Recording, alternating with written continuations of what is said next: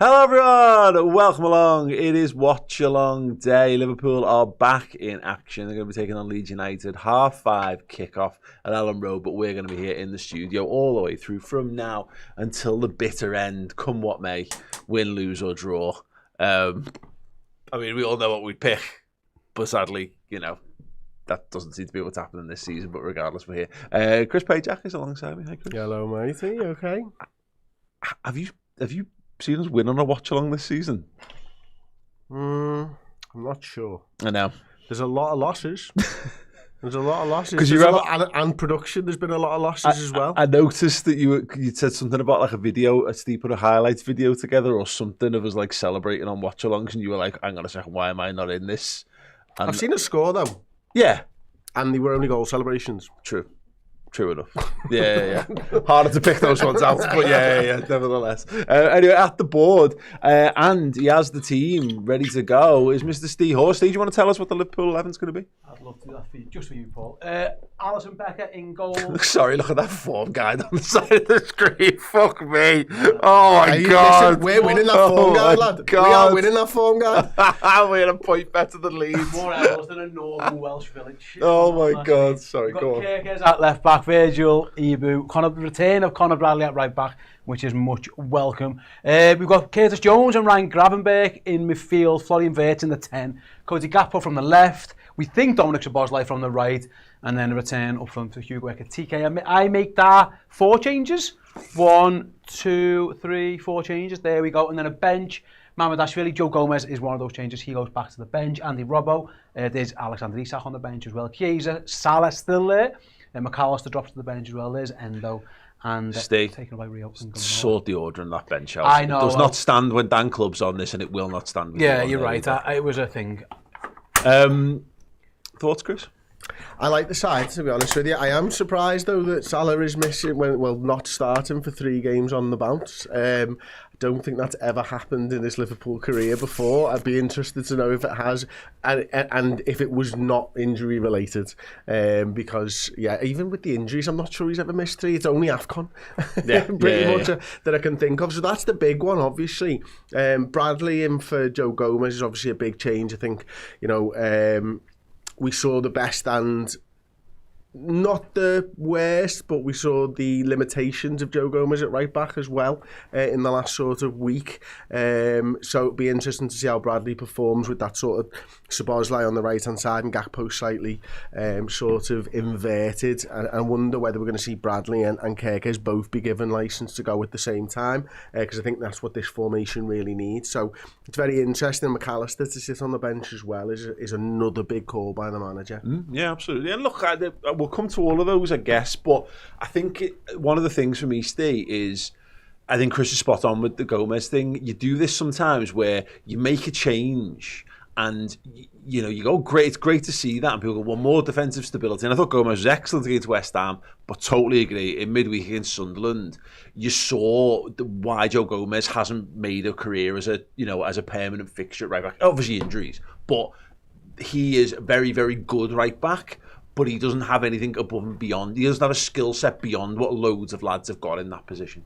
Yeah, I think against a low block, that's not what you want Joe Gomez really for, is it? Against the team, whatever, Liverpool weren't really crossing. When Gomez gets it up there, that's his skill set, is he can whip a ball in, a decent ball. He's not unbelievable at it, but that wasn't really on Liverpool's agenda, so it makes no sense. Actually, you'd probably wanted Gomez for the West Ham game and this game, and probably Conor Bradley in midweek. It's just obviously Conor wasn't fit. I wouldn't have been adverse to Joe Gomez going again today, but the fact that he goes off after an hour and he was never going to start 3 games in a week, the second Conor was back, I don't think that was a big surprise.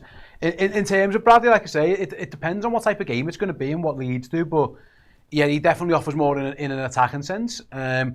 It's new, this thing, because how many times do you think Conor Bradley has played right back in the Premier League for Liverpool and it's not been behind Mohamed Salah? There probably aren't too many times. He will have been used to that. So maybe with Szoboszlai in there, it might get you more kind of similar to what Joe Gomez did against West Ham, where he was up and down, the right flank was his, and he would be better in attacking positions, I'm certain of it. Whether he's better in defensive positions, I'm not quite sure, but listen, we've got a right back at right back. It's been a while since we can say that. So and he's back by all accounts sooner than first anticipated as well. There was a chance he wasn't going to play originally till like around Christmas time. So to have him back a few games early Well, is a bonus. the original call was Brighton was what so said, because he basically said 7 games, wasn't it, which led to the Brighton game. I just want to draw attention before it goes off my screen to Echam Ul-Hassan, who said, what's the bit that can happen? And he did promise that he was going to be throwing bets, puns in, and he's delivered. I like a person who promises and then delivers. Liverpool When did he promise to do that? I forget where I've seen this now, but like, where was it? I can't remember, but I anticipated and you delivered, so well done. They're two of my favourite things, Dr. Pepper and Liverpool footballer related puns. Yes. I can get behind that. 100%. The Bradley stuff. Well, one of the things that we'd said, and it would be interesting to see, because I've heard a couple of people saying it could be Verts from the right. You know, we could go back to type again, and you go back to that straight top of Salah for Vert. But let's just stick with the thinking that he's changed the system, and this is more and more of what we're going to see on the Bradley thing. One of the really encouraging things about Gomez's performance against West Ham is there wasn't really anything in there that I didn't think that Bradley could be doing. Yes, Gomez is more experienced as a defender, but I don't have loads of problems with Bradley as a defensive type football. He's very committed, but one thing he is very good in the final third. So yeah, if it is that case of he's got the entire right hand side, the freedom of the right hand side, that actually could really benefit him as a player.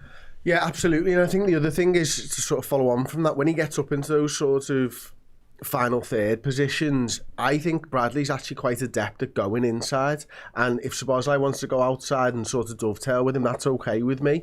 Whereas if Gomez goes inside and does that underlapping run, I just don't think he's as good at it as someone like Conor Bradley. Obviously, he's a centre-half by trade. He's not used to getting a nosebleed when he gets up into the penalty area of the opposition when it's not a corner. So for me, that's what you're looking for from Conor Bradley. It's the dovetailing with him, but having that space to go out there. And Szoboszlai's going to know he's going to be there at all times.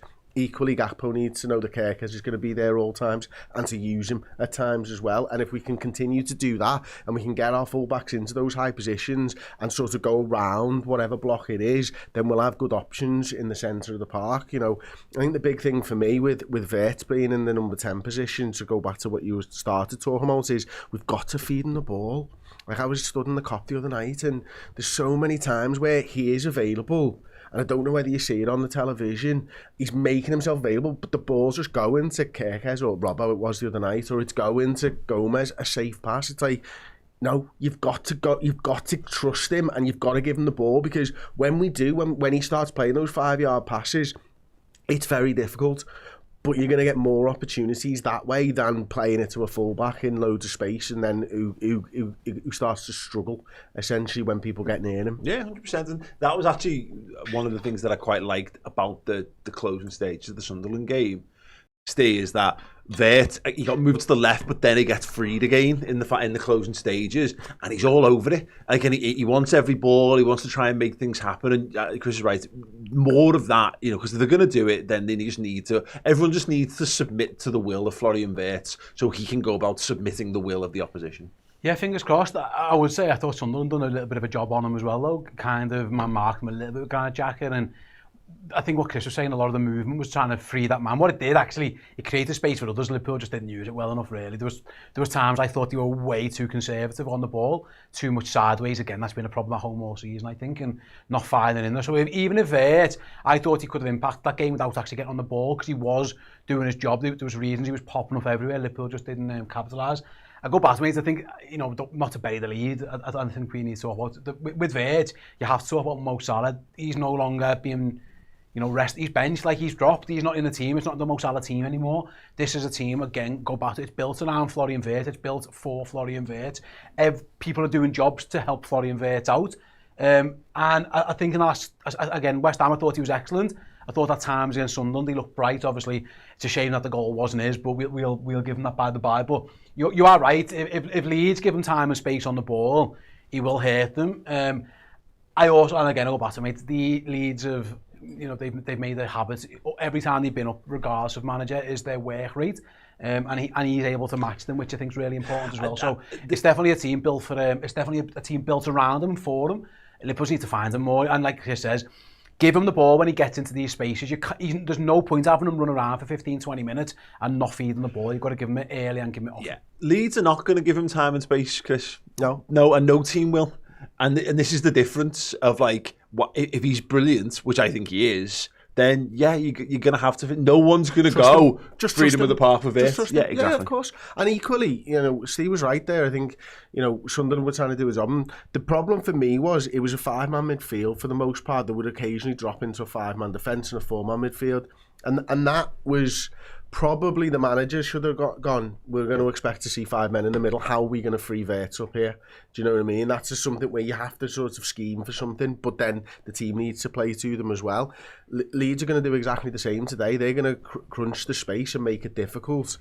But what are we going to do differently? What are we going to do to find Vert? Are we going to do? Is it as simple as trusting him when we think he's free, or are we going to get more bodies around him to give him those quick passes? Because you don't want him, pressure on the back and him just playing the ball back. You need to get him into a dangerous situation. You need to get him turned and running at the defence and stuff like that. Well, you need to play football with him. Exactly. Pretend this all season. This was Salah's problem in the first stage of the season as well. Is that you need to be brave enough to go and commit. And that what I don't want to see. Well, it's weird because I don't want to see us throw the game away in the first 15 minutes as we've done so many times. So I want us to be more solid, I want us to be more resolute, but I don't want us to be what we were like in the first half against Sunderland, which was nothing. It was dour, it was slow, it was sideways, it was miserable, it was no one committing to forward passes or forward runs, and that is going to ultimately stifle your good players, and you're going to run the risk of burning through a lot of energy of good footballers, and the game might open up, and they've been liked everywhere doing dirty work instead of doing the kind of good stuff. So yeah, Liverpool have got more than capable, hopefully, of getting into this game, and Leeds are going to make it a physical tussle. They're going to have the crowd on sides. They've got a little bit of a taste of something in the last couple of weeks. Obviously they don't beat City or don't get anything from City, but they come close to doing it. Chelsea in the midweek, and yeah, Liverpool just need to actually live in. I think Liverpool need to live in the blood and thunder of this a little bit more, and ultimately, as we've kind of all said, trust in Vert. There's going to be blood and thunder because it's the second home game in a week, isn't it, for Leeds? And, they were up for it midweek. They're going to be up for it today. A big part of the first 15-20 minutes for me is quietening that crowd if you can, and making sure that you get good opportunities as well. You want to quieten a crowd. You need to fire a couple of good shots off. You need to make a good save. It can't just be what we did in the first half against Sunderland. That's not going to quieten a crowd if it's an away game. Because there was nothing there for them to get worried about. Yeah. Oh yeah, they've got the ball, but we think we're going to hit you on the break. You need to make them think that you're good enough to score goals. You need to keep the ball away from your own goal. Yeah, basically. Now, obviously, you need to take the ball, which we did against Sunderland. We had the ball, but you've got to be in their half. You're right, and you've got to start to make them feel like they've got absolutely no hope in the football match. Yeah, definitely. Okay, in terms of the selections, then today, obviously Ekitike in. I mean, the problem we've kind of got, and we've sensed this coming with the purchase of him and Isak, is this is not like a Salah situation where they're obviously trying something here. Ekitike has done nothing to not deserve to start football matches, other than we've spent more money on a potentially better number 9, although that hasn't really, kind of worked its way out into goals and assists and all that so far this season. So it's a big call to go with Hugo up front, but I mean, for his sake, I really hope he delivers. It's the right call for me. Yeah. I've been underwhelmed again, really, with Isak in midweek, and again, we have this massive issue, and we've been talking about it for 18 months under Arne Slot. We just don't get our strikers the ball enough. They don't touch the ball. I think Alexander Isak's touched it 27 times in the last 2 games. It's just nowhere near enough. I'll be interested to see how the Vert Ekitike thing works, because it kind of makes more sense with Isak in theory, and that Isak will just play off the shoulder. Ekitike does like to drop in here, and I'm not sure they're getting each other's way. So it'll be interesting to see if Ekitike is willing and able and to stay on the shoulder, because that's where we'll need them. We don't really need them dropping into these areas too often. The run of form of Ekitike is unsurprisingly coincided with him going in and out of the team. When he was the nailed on number 9, when Isak wasn't fit and things, Ekitike was playing every single game. It might have coincided with him taking his fucking football shirt off when he celebrated the goal. Didn't help him, that's for certain. And yeah, so he's a bit to blame for that. But the second he started dropping onto the bench, coming back in, it is hard to get that momentum. And again, at some point, Alex Isak will be the Liverpool striker going forward, and Ekitike's got to bide his time. But right now, on form, I think it's a fair decision. Ekitike's been much brighter. He looks, for me, much more dangerous even when he comes off the bench. So I've got no issues. I would have picked the same. I would have picked probably 10 of that 11, so I can't complain too much. Yeah, absolutely. Thanks so much to Kieran Orr, who's He's put in there that, hi, Major Payjack, here's something for a good result. Looking forward to watching another video from my most watched channel this year. Yeah, if you've checked out your YouTube rap thing, then yeah, if you've got us high, please do tweet us at the Redmen TV, or DM us on Instagram as well. And the same goes for Spotify. That's good stuff. There were some minutes put in on the Spotify raps for some people, like 10,000, I think. So some lad got, which was. Is that the fella who watched 285 videos this year? I mean, there was a one who watched like 600 and something, listened to 600 on podcasts. Yeah, so shout out to you. You're great. There's still time as well. I discovered, I think my top YouTube channel, I only discovered it like 3 months ago, and I blitzed it that hard that it totally and utterly spammed me YouTube wrap up. So there you go. Plenty of time to get yourselves into the top fixtures before the end of 2025 anyway.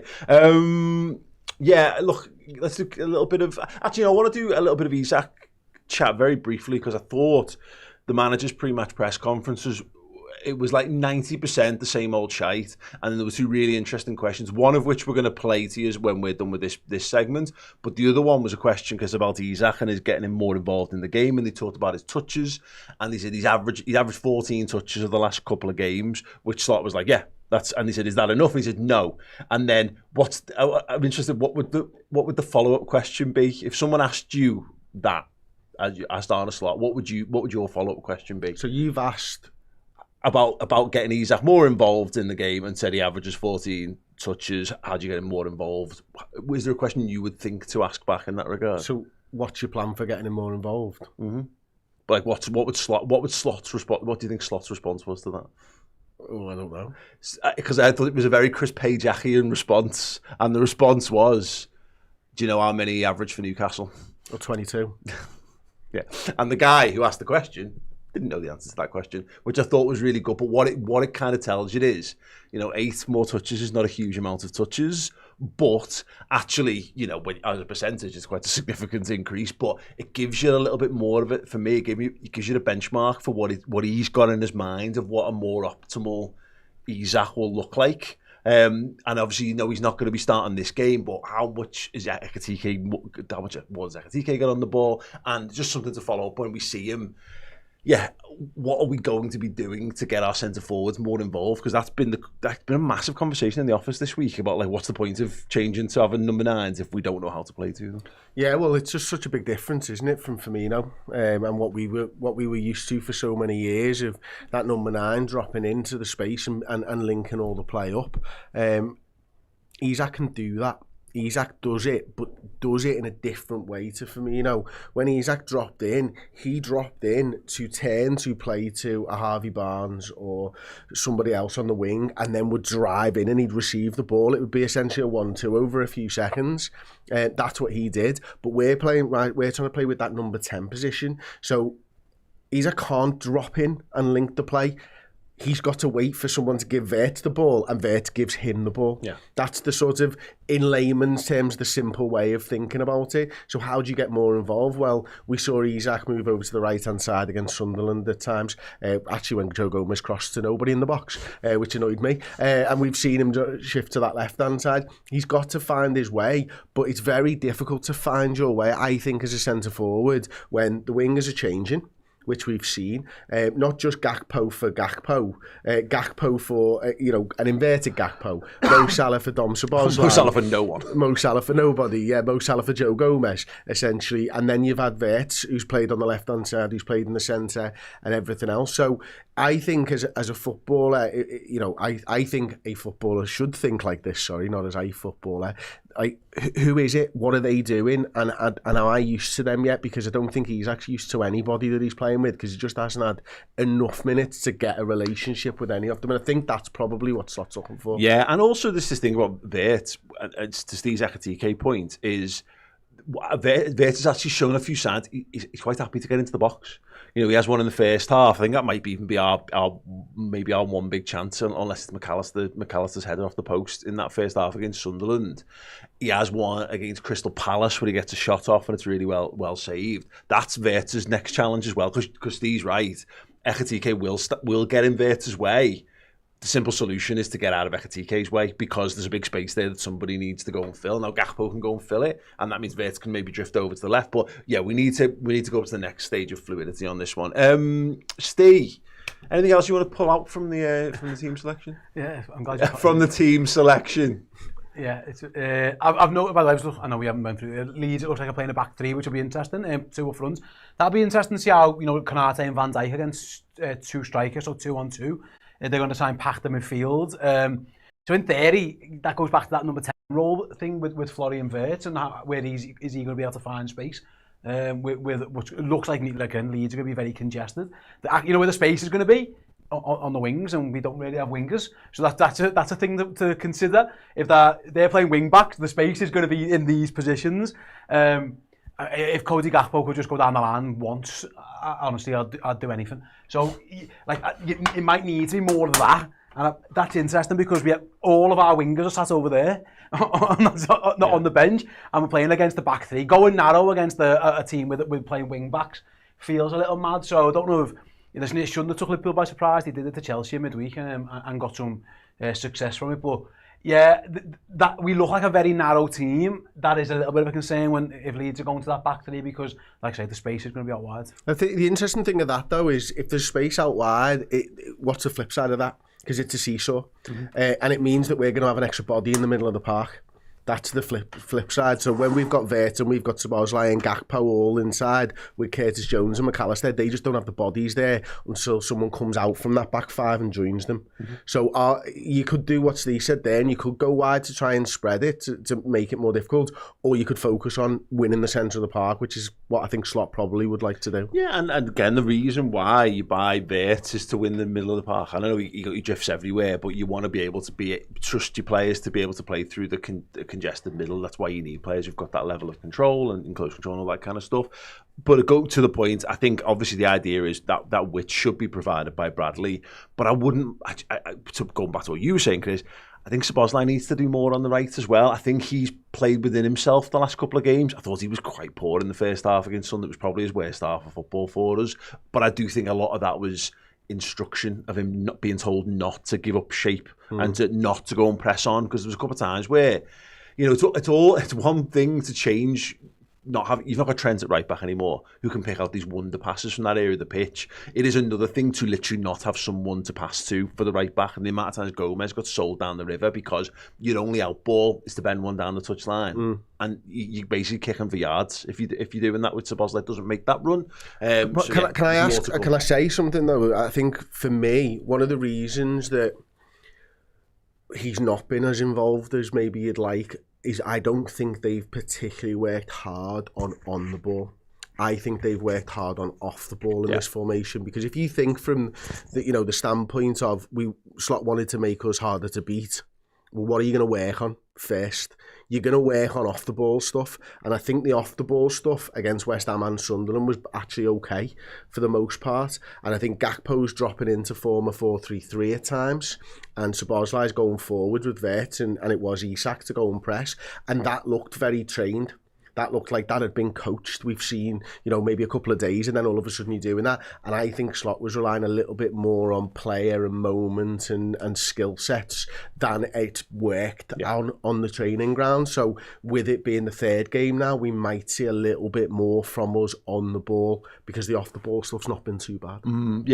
Before we crack on, please do keep comments coming in the comments section. We are partnered with oosh.co.uk for the season. Absolutely wonderful people. I've never done it short like that. I've always gone with the oosh, but actually quite like oosh.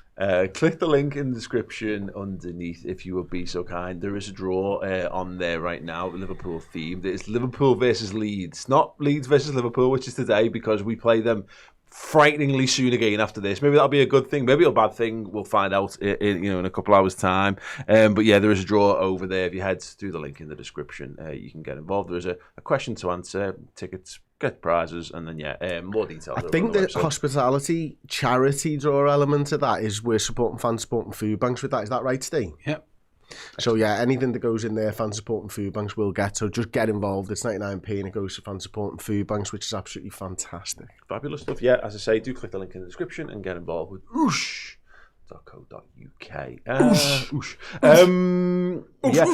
Chris, speaking of which, it just reminded me of your intro from Pressing Matters this week. You and Paul Dalglish had to sit in a room with the woman who currently hosts all of the best coverage on Sky and BBC, and have, well, you know, you did very well to totally throw Paul under the bus. Whereas in reality, you were probably both being judged on your hosting skills by Kelly Cates. And I was bricking myself as well. Absolutely bricking myself. Like, we obviously did a show a few weeks ago with Kenny. Nowhere near as nervous. Nowhere near as nervous. Well more nervous for because why wouldn't I'm with the best host in the country and I'm hosting a show. I was shitting myself. Yeah, and it was great though. I really enjoyed the show. So yeah, I mean, like, you might be thinking, well, what's the link? But obviously Kelly Cates is part of the Dalglish family. Paul Dalglish is her brother, and Tony Duggan's on there as well, who, whilst not a former Liverpool player, is a Liverpool fan, and a legend of the women's game as well. So some fascinating conversations and insights in there. But just go and watch the first 5 minutes on the YouTube channel if you're looking for something to kill some time. If you know, after the match, stick with us, and something to entertain yourself over the weekend and beyond. The one with Rushy and Kenny is absolutely sensational. But yeah, Kelly's amazing, Tony's amazing, and they have such a great laugh. I was lucky enough to be in the room for the opening stages and just watch 5 minutes, get a feel for the flavour of it, and it'll tell you that you're going to be in for a very entertaining hour. There's also one of the best stories I've heard after Liverpool versus Barcelona from Tony Duggan as well. Absolutely. Yes, very, very good indeed. So we got Kelly Cates is Kenny's daughter. Yes. But she's done very well there, because that was like, yeah. That Kate is a married name. There you go. Also, yeah, those of you who watched our live show at the Red Weekend when we were with the Dalglish family doing Family Fortunes. Why was Kelly Cates there? I know, because she's part of the Dalglish family. Yeah, crazy, right? Turns out she's Kenny's daughter. Yeah. Okay, then. There you go, show it. Keep your eyes peeled, because that will be coming. The video that will be coming very, very soon indeed. But anyway, yeah, boss, yeah, brilliant stuff. Aaron Garza has super chatted in. At a certain point, the lack of Chiesa play has to be a personal issue. This was another thing that was addressed. My God, Everton are they beating Forest 3-0? Yeah. Jesus, wow. Anyway, yeah. Where's Forest the crap? Where's Forest the crap, Paul? Yeah. If you just judged it against us, I can understand your surprise, but they're absolutely terrible. Yeah, it's true enough. We're so shit. But Aston Villa just beat Arsenal, and we beat Aston Villa. So how does we're better football? Than them, are we? So we're basically champions again. Sunderland, the boss, by the way, getting battered 3-0. So good. Anyway, have you seen the top of the table? Garza, yeah, Aston Villa is second at the moment, right? No. Are they? No. Well, they were before the game. Oh, sorry, yeah. Yeah, so it's like Arsenal 33, City 31, Villa 30. Yeah. I'd be getting nervous if I was Arsenal. Listen, I'll be funny. If we win today, only 8 points back. We're so back.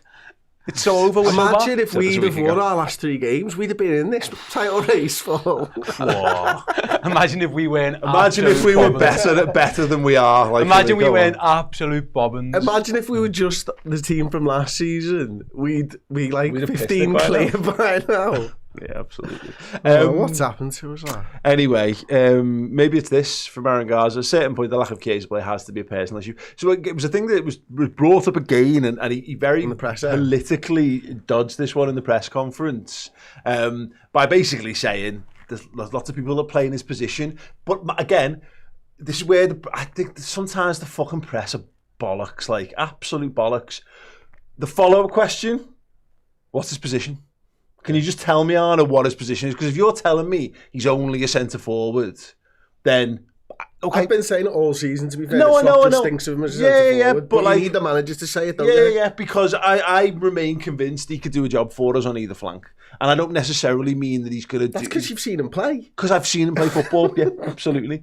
And he does go on, and I think it was a bit in the... There's a Gakpo question which we're going to put on for you in a minute, but this idea that we do forget sometimes that the manager watches them every single day in training. So it's the cumulative total of the work they put in, not just the stuff in the footy. That's almost the reward of it all. Gakpo must be fucking brilliant. It must be, honestly. I know that, but that's probably the case, isn't it? But the Chiesa stuff, yeah, I'm seeing a lot of this kind of thing, and some players, yeah, I don't know. I really like Chiesa, but I think you see the best and worst of him when you bring him on at times. You know, you see, yeah, he's putting blocks in and he has scored some important goals for us, but I have also seen some moments where you go, oh, wow, yeah, that's why he's not in the team, because he does mad headless chicken things at times as well. But it might be a personal issue. Maybe that's it. Maybe another manager would come in. If he doesn't get more game time when Salah's at AFCON, then there's just literally nothing down for him. The problem is he's third choice in his position. If that's his position. But it is. Yeah, it only brings him on in centre forward. So if you're like, listen, I don't want to say it, and I'm not having a go with the chat or anything, but like, should he be starting over Alexander Isak and Ekitike? He should be starting over Gakpo for me. But, like if the manager doesn't think he's a winger, I would agree with that one. But so, you know, and listen, I think he could play on the wing as well. Just whether he could play on the wing every single week for 90 minutes, I don't know. But there's only one way of finding out. I really like him. He's my favourite Liverpool player in this squad somehow. Yeah. He genuinely is. I really want to see him play, but he's also not a starter ahead of Isak or Ekitike. Yeah, and I still would be making the case of it's almost like, well, you can't get ahead of Salah. That was all you get last season. Can't get ahead of Salah because Salah's Salah, and he's dropped Salah and he's changed the formation, so Keita can't even play in that one anymore. Like, absolutely wild. So yeah, he and people say he's played as a winger. That's what he's been at in his career up until this point, playing wide and playing as a 10. I loved watching him. I loved watching him play for Italy. I loved watching him play for Juve on the wing. He was sensational. He's had a massive injury since then, and he's not the same player. Yeah. And so the fella who is our head coach, who sees him every week, doesn't seem to think he's a winger. Yeah. I wish it was different. I wish I could see him on the wing and I could go, yeah, fair play, or I told you were fucking wrong, lad. But if that's the problem, is imagine the manager doing that now. Just too late. No, I mean, like, just to show us why why he shouldn't be playing there. Yeah. Puts Keita out wide, has him stink the gaff out, gets injured, and then goes, well, there you go, you pricks. Paul, you've done that to him. He's having a positive impact as a substitute for us. Anyway, go on. I was saying the other day, and we kind of said this, me and you on the West Ham Watchalong. The thing with Gakpo at the moment in time is, his numbers are good, generally speaking. He gets goals, he gets assists. There are other times where you make sure, I mean, I haven't got here, but if I did, I'd want to rag it out. But, you know, his goals, he does similar to Keita, really. You know, he does offer that. The thing that I think is maybe the one where you want to see a bit more Keita, he just looks a bit more arsed. And I know that's really basic and simplistic to say, but when we're shit and it's all a bit ponderous, I think sometimes everyone just wants something fresh, something new, a little burst of energy, and I think that's probably what it is, because if you look at Gakpo's numbers, they're all right. It's just the repetitive nature of what he does kind of gets on people's nerves, and when he's bad, he can be bad, but I think sometimes maybe with Keita, it's that enthusiasm that he plays with. Now, if he starts every single game, can he continue to do that? His fitness record suggests potentially not. I mean, yeah, he's very rarely started. He started that cup game and then couldn't go to Galatasaray because he just got a bit hurt and tired and stuff. So I think there's definitely a part of that to it, but I know Gakpo at the moment in time, and I'm guessing that the live chat's on his case a little bit, and I kind of understand it because we all have been. But the manager, you talk about players who he trusts and doesn't trust. He clearly trusts Cody Gakpo. You know, he's trusted him for quite a while. The problem is that Gakpo isn't really the issue. So there's a bit like going like, you know, your house is burning down, but you forgot to lock the back door. You know, it's so just deal with the wider issues of Liverpool's front line this season. Salah's having his worst season as a Liverpool player. Yeah. The number 9s are not fit enough to play and are not scoring enough goals. And then you got Gakpo, who is just being Cody Gakpo. He's guilty of being Cody Gakpo, and that's it. And I know he needs to learn how to play with Kirk, and it seems a pretty simple thing to just pass to him a little bit more, and then, you know what, get in the box and see if he can pass the ball to you to score a goal. That seems pretty easy to me, but again, maybe I'm oversimplifying. But like Steve's right, nobody's got more. He's got 10 combined goals and assists for us this season, and he's got 5 and 5 in 20 appearances, and that's the best in the squad. That's the best in the squad so far. So yeah, there's a lot of energy on the Gakpo thing, and I don't disagree. But at the same time, yeah, we're complaining about a lot. There's a lot of other things. Do you know what the thing is, though, right, with me and Cody, is it's just so damn frustrating because he's got 10, right? But Gakpo could have had 15 or more, or Liverpool could have had more points in my head, because I'm like, you keep making the wrong decision there. Now, he makes the right decision 2, 3, 4, 5, 6, whatever times a game, and he gets a goal and he gets an assist. He played the other day, was it West Ham, when he walks away with a goal and assist? And he was the one who I was just like, Yeah. Like, you know what I mean? But I do think Liverpool would be better if he makes the right decision more. Yeah. What was you like? Yeah.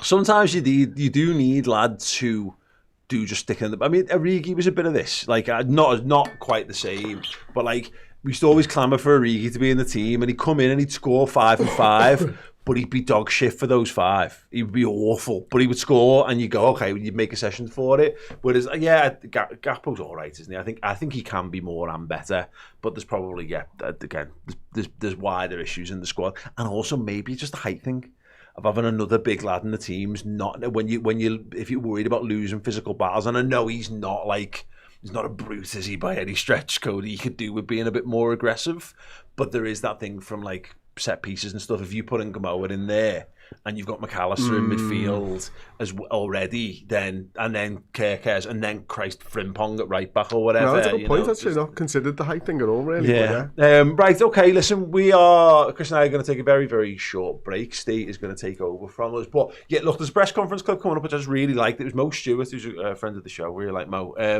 He asked about Cody Gakpo and not having enough pressure on his place. I thought the manager's answer was really, really interesting. So check this out, and then stay tuned for some comments with Steve. Hi Arnie, I wanted to ask you about Cody Gakpo. I mean, think back to last season when he was at his best. He was in a fierce battle for his place with Luis Diaz. And even when they lined up together, there was the chance that one of the other strikers would come on and Diaz would go out to the left. I think if you look in Premier League and Champions League last season, Cody played the full 90 only 6 times, whereas already this season he's played 10 times. We haven't seen a lot of Rio and Gamoa in recent weeks in those competitions, and we haven't seen Hugo Ekitike tried off the left as we heard that may well be an option. Do you think Cody's maybe suffering a little bit from not having that razor-sharp competition for his starting place? Oh, that's an interesting way of looking at it. Because you can also look at it in a way, if a player plays a lot, this gives him consistency, self-confidence. Usually, if I talk to players that I don't play every single time, it's mostly their answer is, yeah, but I need to play every single minute. That gives me more confidence and I can bring the most out of myself. And now you say the opposite. So the reason why I haven't tried Hugo a lot of times off the left is an obvious one, because of the Alexander Isak's situation, that he's either not been available or not been available to start every single game. And Rio has had his minutes, but for a 17-year-old, he's already had much more minutes than any other 17-year-old at any other club in the Premier League. So that's positive for him, and I think I don't think Cody suffers from the fact that he doesn't have competition, because there are players that can play in his position. And usually, like I just said, players prefer to have a situation where they have the confidence and the understanding that they might play many minutes. Hey everyone, welcome back. Yes, this is the Fan Interactive part of the show. Hope you're doing well. We are here to chat about the Reds. Anything you guys want to get across, then please feel free to get involved. Would love to hear your thoughts, your comments, your questions, anything you want to talk about. I'm here for the next 20 minutes or so, so please do get involved with that one. Let's make a start. Who is in the chat? Any comments and stuff? I mean, there's a lot of people angry, which is insane. I mean, the game hasn't even started yet. Dan says, "Hi, Steve, you're looking good, pal." I like you, Dan. Thank you very much. You're not bad yourself, pal. I mean, I don't know that, but I'm going to just presume.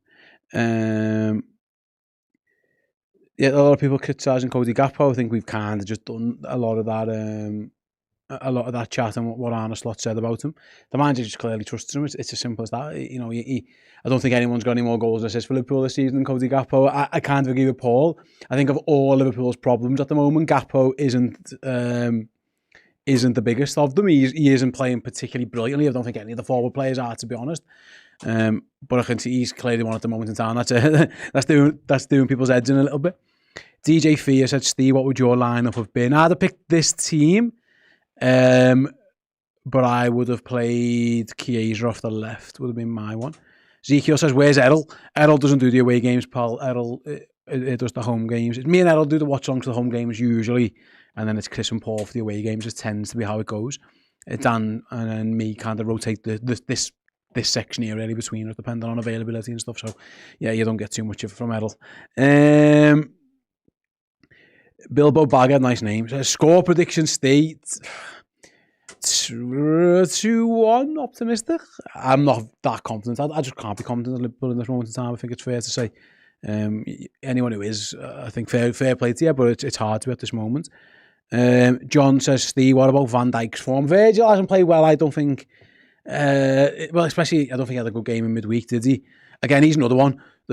Again, not the biggest of the problems, but he isn't nowhere near his best either. But you're not going to leave Virgil van Dijk out. So, at least if you're talking about Gakpo, that at least there are other options you can play there. There's nobody else who can play centre-back other than Virgil. So, again, that's kind of is what it is at this point in time, isn't it? You're going to have to just kind of grin and bear that one, if I'm honest with you. Chelsea finished 0-0. Oh, yeah, I can have a little look at the scores. Actually, why don't I do that? I forgot about the other games that are still getting played. So it looks like, well, Everton did win, City won, Newcastle are about to win, so are Tottenham, and Chelsea drew again. So, yeah, the Premier League table is looking quite interesting. It's mad here. Liverpool currently in 12th position, and if they win the game, they will be 5th, joint on the same number of points as 4th place Chelsea. Like, the league is crazy tight at this moment in time. It really is. Up from 13th to 4th is a combined 5 points, covering all those teams. It's so congested. And I keep thinking, if you can just go on a run, you'll soon climb up this table pretty sharpish. Liverpool just have not been able to go on a run. Nobody other than maybe Aston Villa at this moment in time are going on a consistent run. That's the frustration. But yeah, Liverpool, again, if they get things right today, they could absolutely get themselves right on level points with Chelsea and then right back in the mix at the top of the table. But at the stand, they're going to go into this game in the bottom half. That's how, that's how tight and how crazy things are at this moment in time. Right, let's see who else we've got in the chat. Oatmeal says, look at City effortlessly even.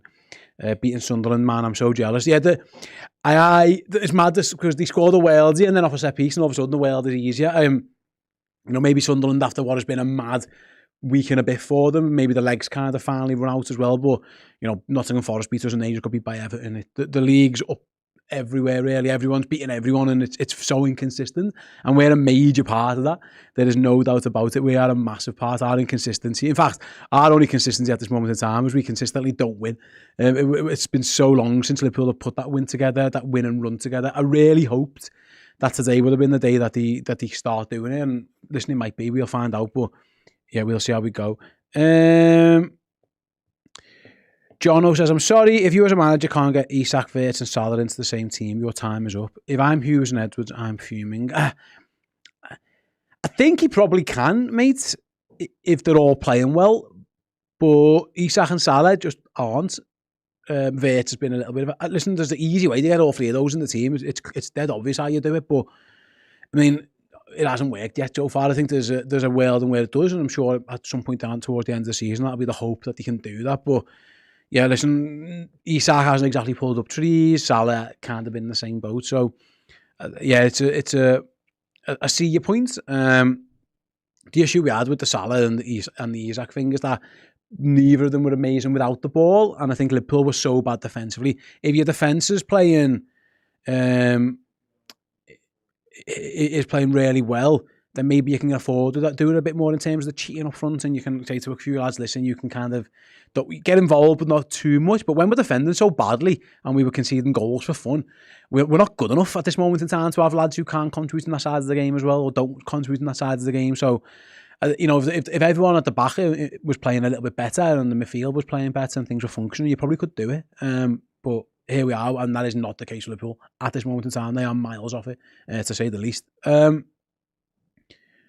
Let's see who else is in the chat. It's a good point by WZF, is it? It says, if we win 10-0, yeah, we go fourth. No, absolutely, you are. That is completely true. You're not wrong. Yeah, Chelsea's goal difference is plus 10. To be fair, it'd have to be, we'd be above Chelsea on goals scored at that point. So yeah, listen, there's an incentive, Liverpool. If you want to be in the top 4 by the end of the game, to go and beat Leeds 10-0. So you're telling me there's a chance? You're telling me there's a chance? There might be a chance. There might not be a chance, but there very much might be a chance as well. That's hilarious. Fair play to you. Right, let's see who else we have got in the chat and what else is being spoken about today. This is such a low quality season, says Doug A68. Is it? I was going to say this the other day, right? Is it a low quality season, or is everyone just all right and the levels are very similar? I was thinking about this the other day, like the Premier League has got loads of money in it, and all these teams can afford to buy all these good players, and Sunderland can go out in the transfer market in the summer and spend X amount of money on X amount of players, and maybe it isn't. Maybe I think it's a sign actually that the league's getting a bit better and that everyone's all right. No one's amazing, but everyone's quite good. There are very few pushovers. Wolves at this moment in time look like one of them. Even Burnley today, Burnley lose with 10 men only by a goal at Newcastle, and Burnley are the second worst team in the league, and they're not like horrendous. So it depends which way you look at it, doesn't it? I don't think there's any. The elite teams aren't the elite teams anymore. That we saw with the previous iteration of Pep's Manchester City, and more so Jurgen's Liverpool. I don't think that anyone's of that level, but I think maybe the middle class of the Premier League is pretty strong, and on all every week, the teams are beating teams, and it's all quite murky and muddy. Anyway, we'll leave that there. Red or Dead says, keep Konate or sell him. Well, you can't sell him because he's going to be on a free, so it's keep or lose him for nothing. For me, I would probably keep him for now on that one. But yeah, if someone comes in with like loads of money, maybe the conversation. We haven't got enough centre halves. Let's just put it that way, straight away. We have got no centre halves whatsoever. The last thing we need to be doing is getting rid of any more, because good grief, we're struggling as it is, really, aren't we? We're using Joe Gomez in about 7 different roles as it stands. So yeah, I'm all right for now, mate. I'm all right. I'll be keeping hold of him just for this moment in time, anyway. Let's see where else we have got.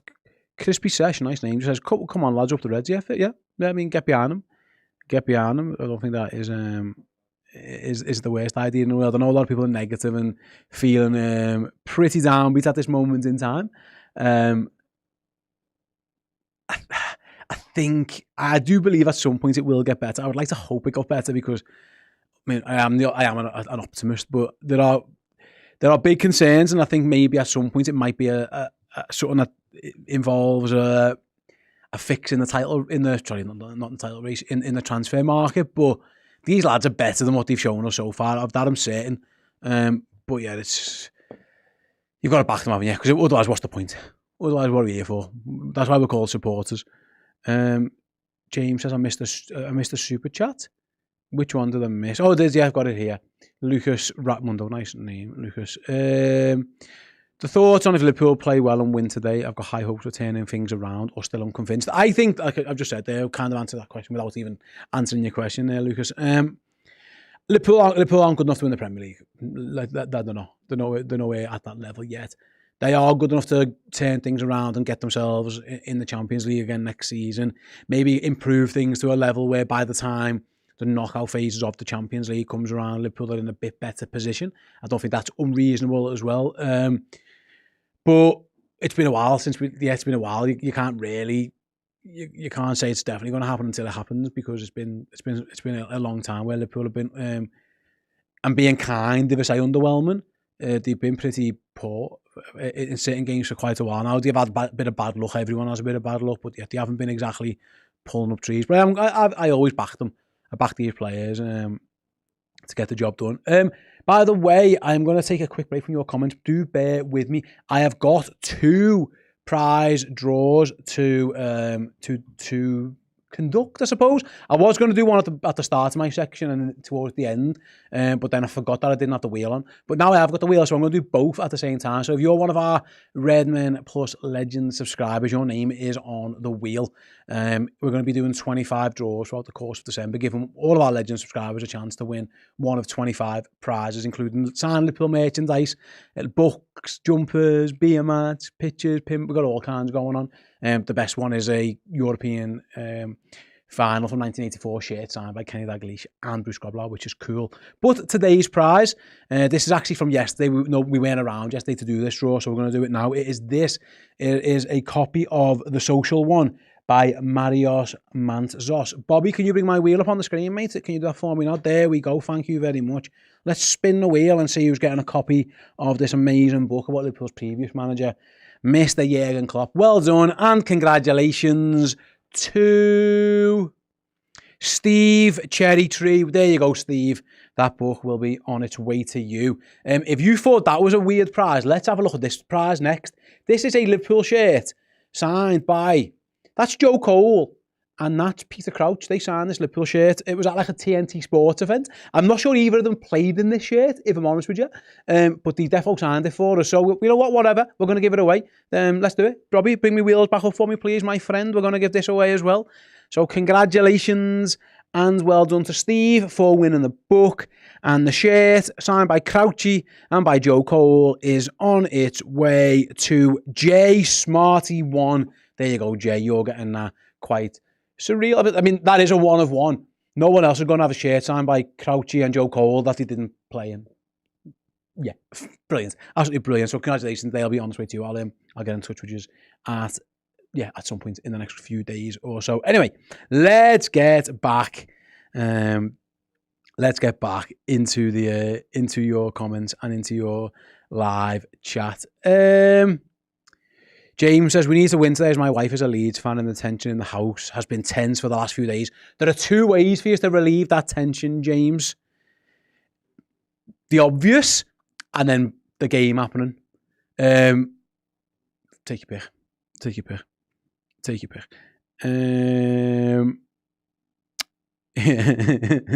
Yeah, take your pick. You'll have a good time. Stay, I have been trying. Feel your pain, Jay. Feel your pain. Feel your pain, son. Hustle Bone says, and I think we'll keep a clean sheet today, get a cagey 1-0 with a late Ebu winner. Oh, that would be the life of Liverpool could keep a clean sheet. I have no faith in them keeping any clean sheets at this moment in time, if truth be told. The only clean sheets around this chat actually are coming from James, given by his comments. Liverpool doesn't seem to keep it any at this moment in time. But yeah, listen, hopefully, I hope you're right, mate. Listen, ultimately, that's what we're here for. We're here to watch Liverpool win. There's no, I keep saying this and I have to be careful because I'm not being negative, but at this moment in time, the only thing I'm clinging to is I know they're a good team, I know they're good players, I'm pretty sure the manager's good as well. I know people are disagreeing with that last point, but I still think he's a good manager. He's proved it pretty much throughout the time in his managerial career. But I don't trust any of this team at the moment in time with the form and the confidence and all that kind of stuff. So it's hard to just bank on anything. But I do have a little bit of faith. Maybe it is just blind optimism more than anything else that it will come around and Liverpool will start playing a bit better and start scoring goals and start, keeping the clean sheets that we like. But yeah, we've got to get there at this moment in time, and yet we're not.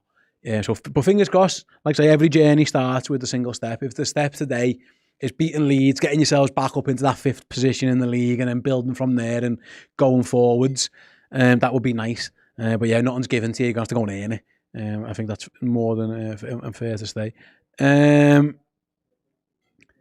Will Vert finally score today, said Baldwin. I mean, he was so unlucky, wasn't he? Just give him that goal. Why do you need to take that goal off him?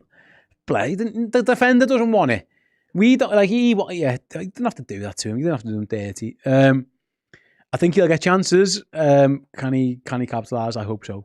Leeds, for what it's worth, like I was saying this before, I know they've had a good little upturn in form recently, but it was only one game. And listen, again, they did very well to peg back Manchester City before ultimately losing, and they did very well to beat Chelsea. But Chelsea, by their own account now, seems to be having a little bit of their own wobble. But Leeds have conceded 26 goals. I'm just checking here in 14 games. Burnley, West Ham are the only teams who have conceded more goals than Leeds United. So you can score against them. And listen, yeah, they've scored 16. 5 of those have been, of course, in the last 2 games. So maybe the little turnaround in tactics there for them. So, yeah, they're a good team, of course they are, but Liverpool have got enough quality and Leeds have shown enough vulnerabilities to get the job done for the Reds. They've just, I keep going back to it. They've got to go and prove it on the pitch. Yeah, Doug A says, no Nameka, so we have a small chance. Yeah, he's injured, isn't he? Calvert-Lewin was a doubt as well, but he is back. But yeah, they are still going to play 2 up front. They've just put Stephen Okafor up front instead, haven't they? So similar formation, just a different couple of players for them. Let's see. Steve, do you remember the last time we played Leeds here? Trent inverting for one of the first times, but it was like 5. I think we beat them 6-1. I think I'm right in saying Diogo Jota hadn't scored for like a year, and then he scored 2 against the Leeds team last time we played them. Again, it was a different time, different manager. Liverpool were much better then, and of course Leeds were not as good as. I think that Leeds team weren't brilliant either. That iteration of them, but yeah, I do remember. It would be nice if you could do. Yeah, let's get something similar again. I'd be surprised though. Is Chiesa on the bench? Says Ashley. Yes, of course he is. He absolutely is. Yeah, how was the other lad's goal not an own goal, but Vert's goal was offside because he hit Verge on the arse? Yeah, the difference there, mate, is if the shot's on target, you get the goal. If it's not, you don't. That's the rule. And yeah, Vert's shot might have been ended up on near to the corner flag, I guess, than the goal. Carl, Steve, why does Slot hate Chiesa? See, I don't think he hates Chiesa. I just don't think he's that. I don't think Slot thinks he's what he wants. He's that good. If I'm honest, I think it's just as simple as that. I think he trusts his other players more than him. I think he sees Chiesa as a good impact sub where he can go and change a game, get involved, energetic. But I just don't think he trusts him as a starter for whatever reason. And I know that does a lot of people's heads in at times. I think it's unfair on Chiesa. Sometimes it does my head in. But we've had this conversation so long now, it's almost like, what's the point? He doesn't pick him. He got asked about it the other day and he basically said, the lads are ahead of him in the pecking order. That is the manager's prerogative. It's as simple as that. Zaytor says, so what does Gakpo do different than Chiesa? Probably scores more, if I'm honest. Yeah, I'm guessing what he likes from Gakpo. The manager wants Gakpo to be doing what he's doing. Because if he didn't, he wouldn't be playing. Because Gakpo does the same thing all the time. We know that if anything, that's what he's criticised for, being a little bit predictable. So the manager must like that. That must be what the manager wants to happen, because it keeps happening and he keeps doing it and he keeps getting picked and keeps getting put in the team. If Chiesa got in the team, he'd probably be asked to, I don't know what he'd be asked to do, but the manager clearly likes Gakpo doing that, because if he didn't, like I say, he wouldn't be picking him. You're not getting too many surprises from Cody Gakpo. He's up there with that. I think in terms of goals and assists, he's at the top, Cody Gakpo. Again, I know he's a little bit of a whipping boy at the moment. There's always one in the fan base, and it looks like it's Cody's turn. I don't think he's been particularly great. I don't think if you asked me to name the top 6 or 7 problems in Liverpool's team, I would still name Cody Gakpo. I think they're a way bigger fish to fry than him at this moment in time in getting things right. But I think that's the answer. Chris seems to think the manager just thinks he's a centre forward, Chiesa, and he's third choice centre forward, and that's his role in the squad. He does stick him centrally when he comes on. He very rarely plays him out wide, so there might be a little bit of that as well. But yeah, so that is where that's my answer to that question. I don't think it's the Dutch thing, by the way. All people in the chat, I just don't think it's you're Dutch, you can play. I don't think it's that. If I'm honest, I'm not having that as the reason. If truth be told. Right, who else do we have in the chat? Football Matter Life and Death says, Steve, Bradley and Sobbo get booked in this game. They'll miss the Brighton game. I didn't know that, but thank you for letting me, making me aware of that. Let's hope that doesn't happen then.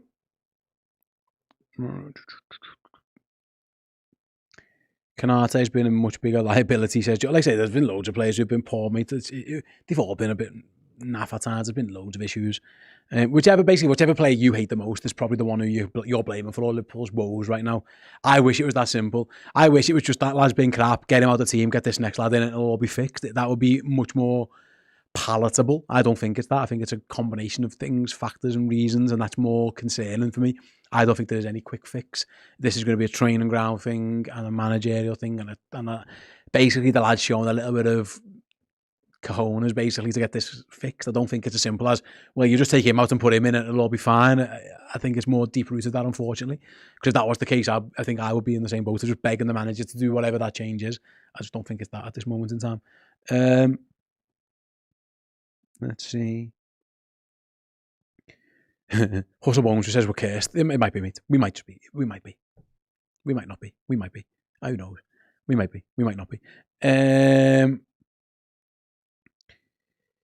Yeah, John says it's a combination of things, but you can try to minimise the negatives by swapping out the poorly performing players. I think he would, mate, if he had the I think most of them he tries to. It's only he hasn't been able to do it with Ibu because he hasn't really got. He didn't really have any other options. Gomez is only just back fit, and he had to go and play at right back because we didn't have no right backs. So yeah, that. But I think he has, for the most part, tried to change the others who have underperformed. They've mostly, Salah got left out of the team. McAllister's been left out today. He did a little bit at both full-back positions. Like, he has done this. It's just, he hasn't really been able to do a centre-back, has he?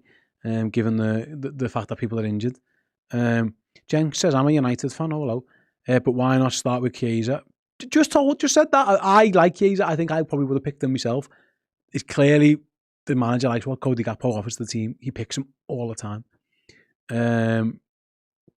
So maybe it is that. Right, let's see where else we have. Ben says, Gakpo isn't even a winger. He's never on the left wing. Again, I keep going back to it, mate. I think that's what the manager wants. If the manager didn't want that, Cody Gakpo wouldn't be playing, because that's what he does all the time. Like, this idea that Gakpo's walking on the pitch and just doing something that Arne Slot desperately doesn't want him to do is nonsense. He's clearly working to his instructions and what he's being told to do. Now, whether we agree or disagree with that, that's up to all of us, isn't it? Sometimes it does do our heads in, but that's the point. I think the manager wants that on that side. I think he wants the narrow left and then the Mo Salah originally wide right. I think that was the plan going into things. It just hasn't worked out for whatever reason. Right then.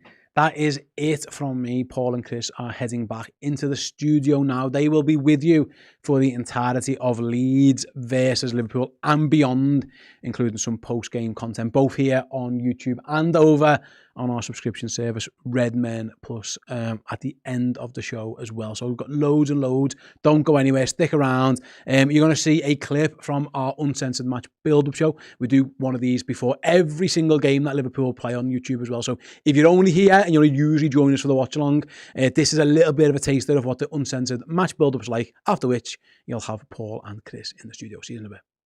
When you said about Starman, I kind of sat there and thought, can I name one? But you're right, that there are kind of some of their parts, aren't they, really? That's even you look at last year, maybe Dan James had moments, Peru, who's hardly seen the light of day this year.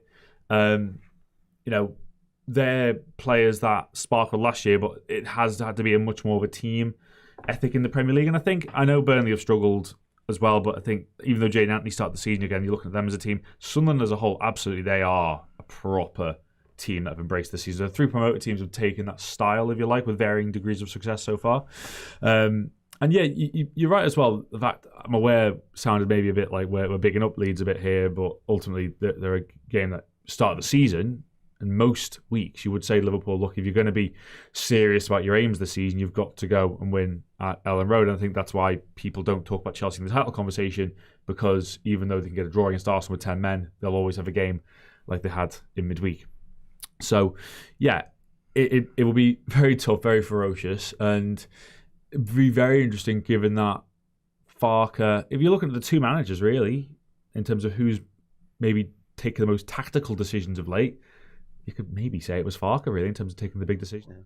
Hey, everyone. Hi, welcome along. Yes. 11 minutes and 12 seconds until the game, eh? 1-1-1-1. Thank you, everyone, for joining us. Thank you for everyone who's not given up on Liverpool Football Club, because you know what? If it's been tempted for you, it's understandable. No, we're all in. We're all in because we have to Lifers, mate. Yeah. Lifers. Yeah, that's it. Yeah, we made our decision. Some of us didn't even have a decision to make. So yeah, well done, everyone. It'll be absolutely fine, I'm sure, in the long run. Whether it'll be all right today, no idea. It's up to the lads who are going to take to the field on the pitch today. Yeah, we've seen the team. If you aren't aware of what it is, Milos Kerkez is in at left back.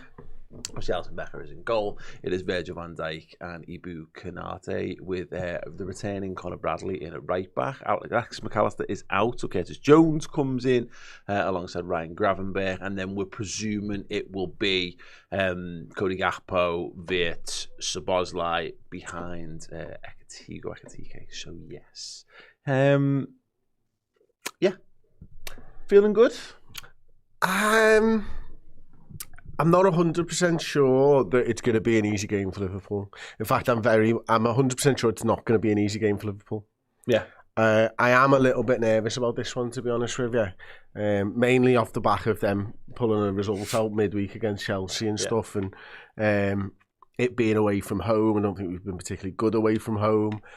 I really want to see a reaction. I want to see fight. I want to see us trying to go and get 3 points. And I'd like to see a clean sheet, because everything's easier with a clean sheet. Yeah, I just want to see Liverpool play some good football again. And I know this is the dichotomy of where we're at, and this was the problem with midweek, was we need to stop the rot, we need to get more stable.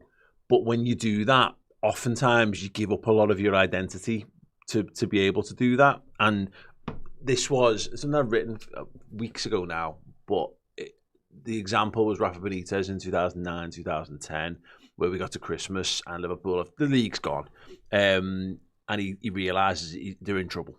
So he goes back to basics. He almost like winds the clock back to 2004, 2005, tries to make us defensive, and ends up losing basically the remainder of his fans, particularly in the away fan base, because not only did we not start winning games, particularly again, we were playing football that was very hard to get behind. So Slot's kind of got this balancing act where we got a point in midweek, which is actually a useful skill to be able to have to draw football games. It's like a forgotten thing, but it is very useful, because all of a sudden, it's only our point and it's a missed opportunity to not climb the table, yada, yada, yada. But we haven't done that this season. So you can now say we're 2 games without defeat, which is not, you shouldn't be saying that. We should be talking about a wider spread, but you can't have a wider spread one until you get some of them under the belt. But we played actually much better football against Forest and PSV, but we equally totally and utterly capitulated in the second half of those football matches. So basically Liverpool are a mess, and we've got no idea what Liverpool are going to walk out on the pitch here. I'm wary of that's all we need to see Liverpool be dead aggressive and all that kind of stuff. Liverpool just need to remember that they're dead good at football, work together and win here today. Sounds simple, but they've made hard work of it. They very much made hard work of it. Massive said in the chat, Massive Plums, I should say, said in the chat, Chris, it's my last Christmas with hair. Any advice? I've been thinking about this because I'm in the same boat, really, I think, mate. I think as a person who's been going to the same barbers for a long time, it's a big Christmas tip this time, because you never get to do it again. Thank you and good night. Here's my tip forever. Have you seen The Family Stone? No. So Diane Keaton Christmas film. Watched it for the first time yesterday. It's old, so I will spoil it, but people will watch it. There's just an emotional moment where she's looking at a Christmas tree at the start, and it turns out that it's going to be her last Christmas, which you don't realise until the end. And there's a bit of like, just sit with it, I guess, enjoy it, and then sit with your barber, reminisce about the good times. We had some great times, didn't we, mate? Wasn't this fantastic together? Have a little share one last little tipple, and then maybe a little sherry. Bid them farewell after they've done my hair. Yeah. And then it's the skull shaver for Christmas. I mean, that's a different question from Zach. No hair on plums. That's a different. But that's not. I don't think you go to the barbers for that one. Maybe I tell you what, if you do, maybe you can. Maybe that's how you keep it up. Yeah, there you go. Would you mind just shaving down there for me, just to make sure I'm getting value for money? Yeah. Do you want the razor, the Turkish razor? No, I'm all right, tell you. Safety blade on, please. This from SK here is interesting. So I noticed that we were out Christmas shopping yesterday, and the radio was on, and one of the top stories was that the Saudi Pro League are considering coming back in for Salah in January. And I just thought, obviously, that it's such an easy mark to have that. Do you think though? I mean, look, if Salah doesn't now, he's not. This is now his third consecutive non-start. I said it the other night. We went out for a meal, didn't we? And I said if Salah doesn't start any game until he goes to AFCON, then I think he's gone in January, because he's not going to want to come back and sit on the bench. It also depends how well or badly Liverpool do, I suppose, because absence can make the heart grow fonder, can't it? You know, if Liverpool have a shocker while he's away, then all of a sudden he's the knight in shining armour coming back into the side to, you know, try and get us a run at Europe or something like that. So it could play both ways, but I think from a standpoint for him, he'll be like, listen, I'm a superstar and I'm not used to sitting on the bench, and he's the type of guy. And it's not because he's a superstar. He's the type of guy who just wants to play football. He never wanted to miss out Carabao. He's never wanted to miss out Champions League. Never wanted to miss out FA Cups. He's never wanted to miss a game of football in his career. Not because he's a superstar, because he just loves it. Yeah. And he works hard so that he's in a position in his body that he can play 2-3 times in quick succession over and over and over again. So he'll want to continue to do that, because I think it's almost like when you retire, like when my dad retired, his body gave up. Do you know what I mean? Salah won't want to stop playing footy, because can you get back to that level? I mean, he's 33. Can you get back to that level? Can you get back to playing twice a week, every single week for a season, if you just skip a few months? But if he was at that level, he'd probably be in the team. So this is the thing. Yeah, sound. Be good off the bench. The only thing you can do is be good in training and be good off the bench. If the manager's not going to start you, then you need to contribute in the minutes that he's on the pitch. And I thought midweek, he was okay, but actually he was better than nothing, because we had nothing on that right hand side in the first half at all. And at least he was a player that we could go and play with over in that corner of the pitch. That's the pitch. The corner of the pitch is right in front of me as well, so it was a bit more noticeable. But he didn't really light the game up. But that's his thing about going into the second half of the season. If he's coming on and he's still scoring goals, you want to start. Of course they do. Gerrard went through this, but there is a fine margin between. This is the problem with superstar status, because there'll be people in his ear telling him that superstar status. Be good enough to play for Liverpool, and if you're not good enough to play for Liverpool, then you're not going to play for Liverpool. And I know that's really brutal, but we can't afford to rest on the laurels. And look, there's also a chance if it continues to get bad, Slot won't be the manager anymore, and someone might just come in and throw half a season of every game at Mo and throw all the eggs back in Salah's basket for the rest of the season, which I'm not sure is the wisest idea, but it worked for Chelsea a number of times when they kept going back to Lampard. So yeah, we'll have to see. But yeah, it'd be fascinating, really would. But the other side of this, Chris, is if we buy Semenyo, for example, in January, which I'm not convinced we will, but that's another. There's another thing there. Absolutely, and again, it might be the time when Liverpool think they can get the most money for Salah, because they might think that he's gone over the edge of the cliff now, and then if you can get 100 million for him, then you should do. That's what they might think. Yeah. Well, the great argument on this one, the great example of it was 2 summers ago, the one where Henderson and Fabinho move, and Liverpool get an offer for Fabinho, and a first offer, and they go, yep. We get an offer for Henderson, and they go, no. They take Henderson away on pre-season and spend a weekend trying to convince him to stay and can't. And I was like, God, why didn't you negotiate more for Fabinho? Because ultimately, they got exactly the amount of money that they wanted for him. Didn't want to fuck that up because they knew his legs had gone, and get him out the door as quick as possible. So if Liverpool get a tempter for Salah, that will be interesting to see how they respond, because I've said it all along. I think the plan was give him a new contract and sell him in the summer anyway, unless he's still 47 goal contributions or whatever it is. Then keep him for next year and then let him go with everyone's best wishes. But if you do see a tail off, then you still got Salah for a year, hopefully performing this great sort of passing of the baton. But that hasn't worked, so maybe you'll have to throw the whole plan out and maybe it'll be January. But yeah. And listen, Liverpool, you mentioned Semenyo, and Liverpool needs to sign centre half, I think, in January as well. Like, they've got business to do this January. Whether they do the Semenyo deal, I'm not 100% sure. I'd like them to. 65 million, if that's the rumoured release clause, isn't it, at a certain point? That seems like good business for me. But actually, they've had a few people in comment sections of one of the deep dive shows saying they don't think he's worth 65. But it's interesting, isn't it? Semenyo? Yeah. Who's worth anything these days? I mean, I honestly got no idea. We've just spent £250 million on footballers who've collectively scored 2 goals and got no assists. So I mean, I don't know what's worth what at this point. They all 1 assist. Anywho, I love Semenyo. I really do. But I just want more. I want more aggressive narcs in our team. I want more South Americans is what I want. I want more. I want to go back to the thing because we hit upon that thing of like, what's the last like? Go find people who still had to fight to become footballers as kids. Yeah, you know, like who the ones who I know it's a bit of a cliche, but like, you know, all those stories about like Luis Diaz being like malnourished as a kid and football was his way out. So he's a street fighter by trade. You know, Suarez had that kind of thing going for him. I mean, Suarez maybe took it a bit. Suarez was never malnourished for different reasons, but the maybe a little bit more of that would be is definitely what's missing from the side so far. Very languid at times are Liverpool. We're closing in on kickoff. Both teams are in the huddles right now. Getter here saying we should have got Mbeumo.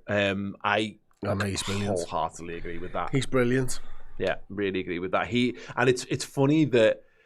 It was something that Andrew Beasley talked about two seasons ago, I think, was like when he was profile and potential Salah replacements. He was like, this is the one. And when you see him for United, it's power, pace, aggression, running into all those sorts of areas. But anyway. And he's got that ability to drag a team through a game as well. Anyway, we are underway at Elland Road. Virgil van Dijk has got it and it's going to boom one up towards the attacking positions. We're going to look for second balls perhaps instead. But Konate challenging in the right wing position with the header there. Conor Bradley gets free kick. Knocked to the ground. Liverpool get a free kick. Nice. Cool. The other people said not rating Semenyo in the comments is quite wild to me. I don't know if he scores enough goals, but also I don't think we're looking for lads who score 30 goals from I think it's anymore. Changed. Yeah, it's changed. It's looking for, you know, someone who can facilitate a centre forward. I've batted my head over Man City's players for years.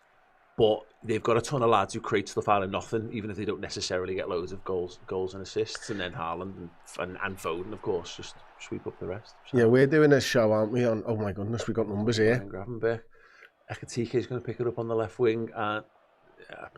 Yeah, we're doing a show, ex-transfers with Miz Gambazani. He used to write for Paul Tompkins, didn't he, of course? Absolutely brilliant sort of data analyst, there you go, thank you. Analyticsist. Yeah, so and we're doing a series scouting the next Mo Salah replacement on Redmen Plus. It's just a podcast at the moment. Just done the first show actually, and it was Michael Elise. Now everyone knows Michael Elise because he's absolutely brilliant. He's 23 years old, still getting goals and assists, but facilitating. So it's that type of a player where I think he played 12 times when we did the show. Got defending to do here. It's a shot on goal. Oh my God, just wide of the right hand post there, Liverpool, and then G in the crowd up there straight away. There you go. So he played 12 times in the Bundesliga, scored 6 goals and 6 assists, and Harry Kane's getting a hat trick every week as well. So that's the type of player that you need, isn't it? I think. If you're going to have an Isak and a Wirtz in your side, it's close, isn't it? I just pace runners and dribblers. You know, if Rio Ngamoa was a stone heavier and 6 inches taller, he'd be exactly the type of player that I'd be. I mean, ultimately, Doku's kind of got that for City, and I've been very critical of Doku, but also, you know, yeah, he's made the leap now, hasn't he? I think he's stepped up a little bit this season as well. Yeah. Right. Not a great start for Liverpool. 2 minutes in, first shot across the bow. It's close, that. Absolutely. There's a person in the crowd. Don't know who it is. They need to do what they do at the wrestling, where they put their name and what they're most famous for in the little box underneath. Probably a Leeds player who's injured. There's Dominic Calvert-Lewin. We don't like him.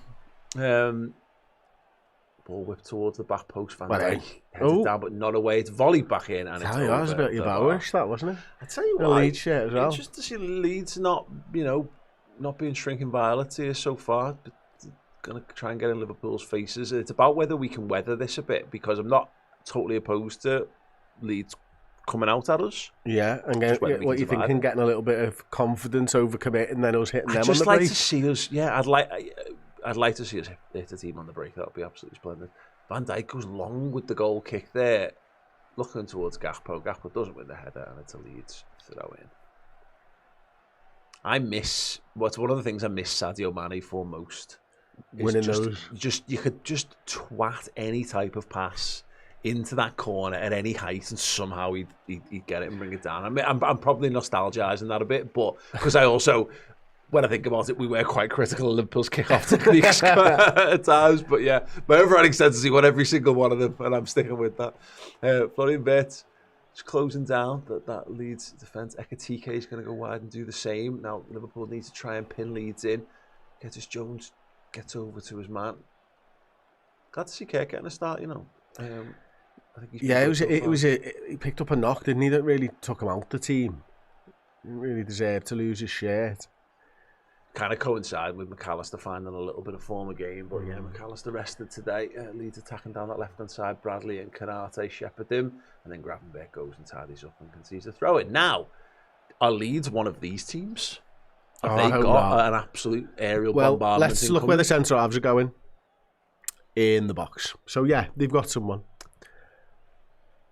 They're drying the ball. Yeah. This is getting absolutely launched. AKA Curtis Jones.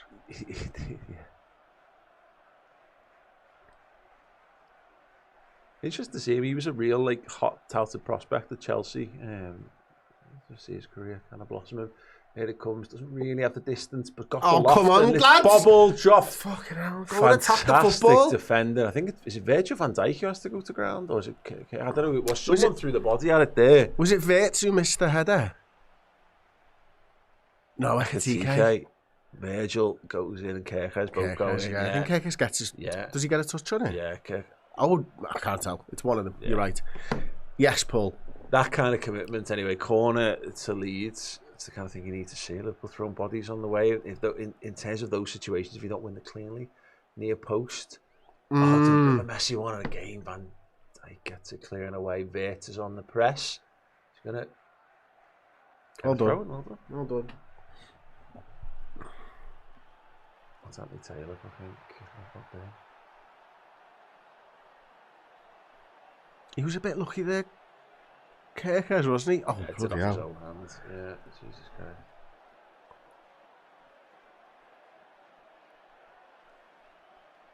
Anyway, back on the light, throwing to Liverpool. Flamingo Land. I'm amazed that still exists. Scarborough. I'm amazed that still exists. I had a mate from uni who worked there in the summers. Oh, really? Yeah. You remember Frontierland? No. That was Morecambe way. I think it's got one the shell of that ride still exists. yeah. Van Dijk doing some more defending again. Dominic Calvert-Lewin. He's still with possession. Come on, lads. Position for Graf. Kerkez hammers it clear. Liverpool just need to get out and get the shape again. Oh, it's not been a great start, Paul. No. But again, to be expected from Leeds, he was offside. Liverpool just need to get on the ball here. Just need to take a moment to lovely touch from Ekitike. Curtis Jones. Well. Oh, no, he just gets fouled as he tries to get away there. It's brilliant from Ekitike, isn't it? He's so switched on as to what's happening. Yeah. And Liverpool go quickly. Well done. Kerkez now driving centrally. He's going to have a goal. Yeah. Fires it over the ball. That's why he's left back. He didn't have loads of options once Ekitike had been, his run had been checked. Yeah. I'm just going to address something, by the way, just in terms of the comments. People can be unhappy, but you can't be offensive. That's a very simple rule. So if you say nasty things about Liverpool players or managers, then that will be time out. It's a very simple way of being respectful in life. You can be unhappy with something. You can say something that was crap. You say something that was shit. You say it was fucking shit. But you can't be nasty about it, because don't be a prick. Canate brings the ball down under pressure. Jeez Louise. Yeah, like for example, that you could be a little bit annoyed by that. Sound. Allison miss kicks. It's picked up on by Szoboszlai. Tries to go past his man. Keep going. Down. Szoboszlai Bradley gathers. Just goes back. Probably do need to just keep the footy for a minute or two, to be honest. Yep.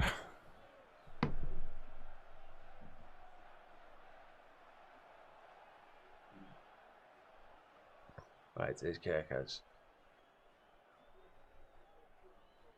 I don't know what we're going to do there. Curtis Jones is fuming. about the body position of someone. I don't know what he saw. Okay, Curtis got it left back position. Walked down a blind alley then, didn't we? Van Dijk decided to grab him back. Vert wants the play to come this side. Yeah, there you go. And Curtis Jones now again. He's just drifted over to that left. He's in space, but now you're There's running a ball into in it. behind. Oh, it was a nice idea. Just couldn't quite thread it through for Kerkez. Well done. To backtrack. Yeah, well done. Well done. Look, there's Robson numbers was on. left. So go right, yeah. Canate. Conor Bradley.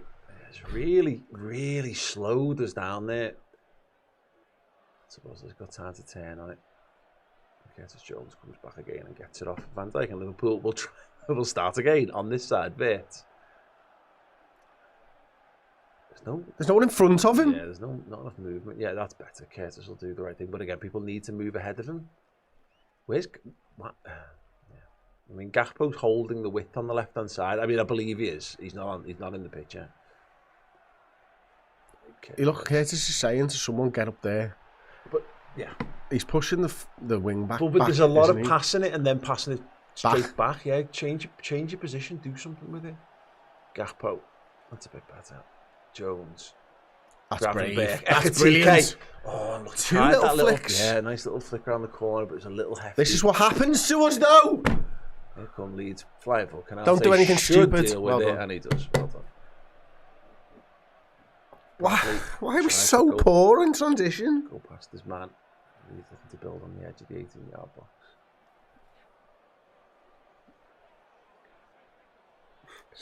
Why every single week does it take us 90 passes to get into the get to the flipping edge of final their penalty? third, and it takes them 1 to get to ours? Yeah.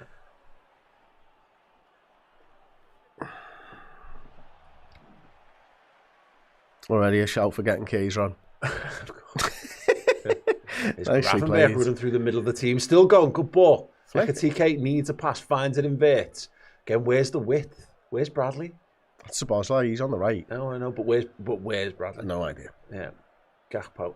He's wide on the left. He's got Kerkez inside him. Kerkez goes outside him. Jones gets it. Poor pass. Looks up. Gonna go what? I'll do. Square there. There's He's got Bradley. Bradley.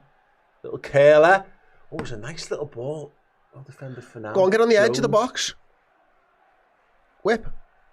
Kerkez goes for a deep one to the back post. One for the key. Oh, He just he's comes been out. punched in the face. Punches Ekatike in the face. That's got to be something, referee. Come on. Vert still got It's a head possession. injury. Bradley lofts the back Why- post. why hasn't he over stopped it? Jones's head. Because he's fucking Anthony Taylor and he's inept. He punched him in the face. At the very least, you have to stop it for a head injury. But I think if he stops it for a head injury, it might be an admission that he has to give a penalty, which Anthony Taylor never wants to do for us. He gets the ball, like, to be fair to him. Elbow? Forearm, maybe? Looks like it hurt. He hits his face before he hits the ball. It's a soft pen, like. Yeah. Well, he's going to have a little shiner there, I think, as you go. Well, good tester for him, this. Yeah, I like this from Keegan. Yeah, Curtis on a mission today. He does seem to be on a mission today, actually. This Yeah, is the good thing about shout. Curtis Jones this Good season. shout. I think he understands the job. And the job is to is to pass the ball and then run forward and be an option to have the ball passed back to him and to pass the ball to other people who want the ball in advanced areas. If we're going to play through the middle of the park, then you need to move. You need to trust the lads around you. And we're seeing him do what he's been doing all season long. He just needs more lads around him. Looks like Ekatike is going to be okay. That was a mad view of the bench, you know. Did you see it? It was Salah. It was Mo Salah. A £125 million player in Alexander Isak and a World Cup winner, Alexis McAllister, along with our backup goalie. Yeah, well, good. That's a mad bench, that. It's mad that I do feel quite, and yet I feel happy with the team selection. Maybe I'm just being like gaslit into thinking that the world without should have no Mo Salah in it. I don't know, but yeah, we'll see. Ekatike, at least as we've sort of said, is linking up quite well so far, which is good to see. Yeah, he was. He seems to be able to find the ball more than Isak when he's playing. Well, he plays with his back to goal more, doesn't he? I think. okay, it's a long one. Virgil van Dijk has decided he's up for it today. There you go. Bradley. There's got to be a run inside though as well. Sabozlai's right. making the run outside. Someone else has got to run inside for him. Makes that.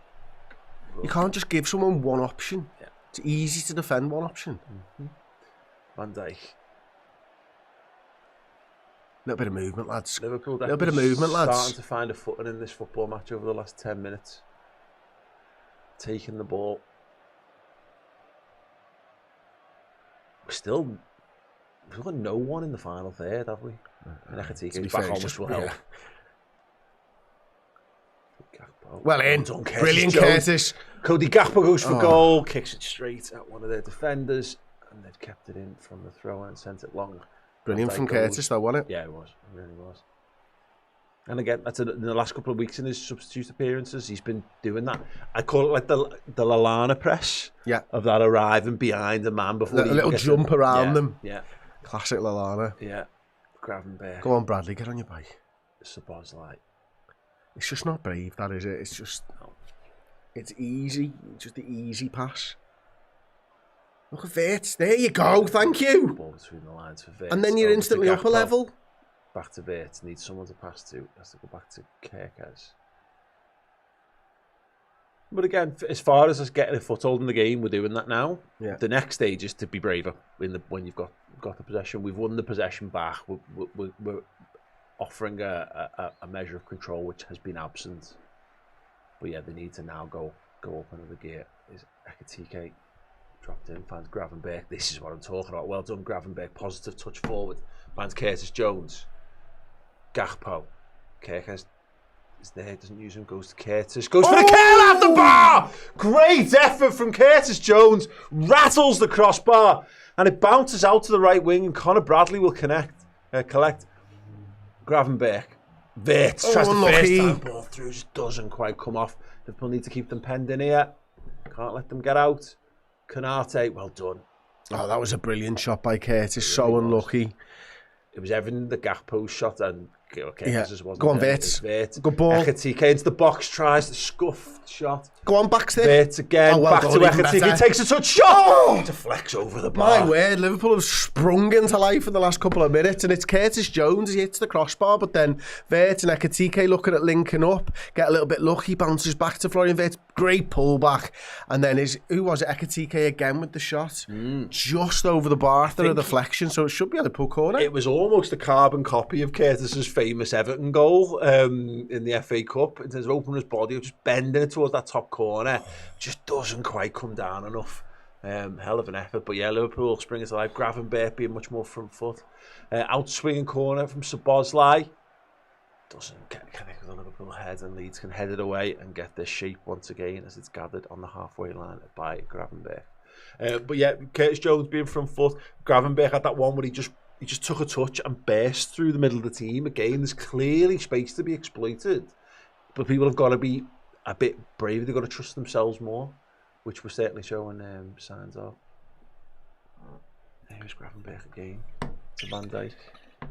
Definitely better from Liverpool. And I can hear the Liverpool fans, not the Leeds fans now. Yeah. And that's what you need. You need something where they believe, shit, we're in trouble. Oh yeah, because all of a sudden it's been, I mean, they had that one you talked about in transition, which is probably about, I don't know, 5 or 6 minutes ago, I guess now, maybe slightly more. That's really been the last threat Leeds have offered. Doesn't mean that threat goes away.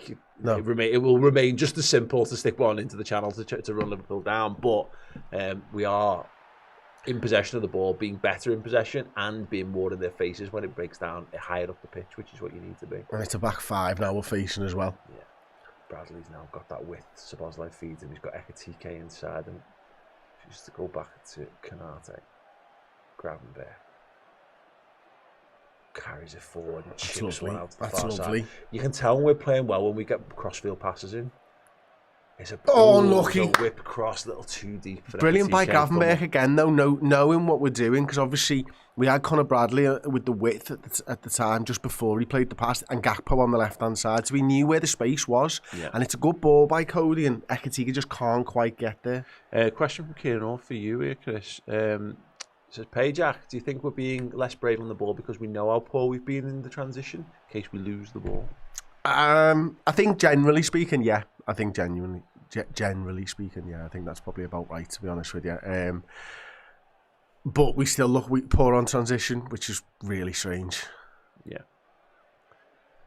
Yeah, definitely. Well, again, we've not really seen Kerkers overcommit yet, have we, to go past Gakpo yet, or Bradley? Yeah, enough of that. So I think you're right, Kieran. But it goes back to that thing of, again, there's got to be total buy-in, or it's not. The whole thing's not going to work. You've got to go as a team, and maybe that the whole Barcelona 7 seconds, don't do the meme thing where you lose possession. Terrible. Yeah, when you lose possession, you've got that amount of time to hunt it back. If not, then you go and get your shape. We're kind of not properly hunting it back and not properly getting our shape. What you do is when you hunt it, it does at least give you the defensive lads a chance to gather themselves while the attacking lads are swarming on stuff. So yeah, a bit more of that. Never let it be said the man hasn't got his finger on the pulse of what is in a month ago. Loses the header. Liverpool need to shut this one down. Cody tries to turn down the cut. Here come Liverpool on the counter attack now with Ekatike. Running down a bit of a blind alley. He's got 2 men ahead of him. Finds Gakpo. Gakpo gets taken out running through to the 18-yard box. It'll be a yellow card. It was nothing more. Unbelievable pass from Ekatike, because you're right, he ran himself into a bit of a blind alley, but then he saw an alley, a tiny little gap, and Gakpo just does what he needs to do in that position, because he's not got that under control, but he gets there first and he wins the free kick. But the pass is perfect by Ekatike. And it's not outside the realms of possibility that Gakpo might have been able to make something of that, but I agree in that one. Mission number 1, get first contact on the football. And he's done that. He won Liverpool a free kick, 25-ish yards from goal, left-hand side. And Szoboszlai is going to be placing this one. So, yeah, good. Very, very good indeed.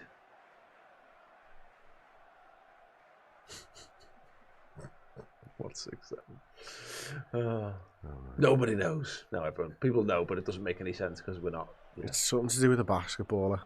Isn't it? No, well, maybe that's one explanation, but it's to do with 69 and that being an hilarious number, and then it's to do with the whole thing of because 7, 8, 9 thing.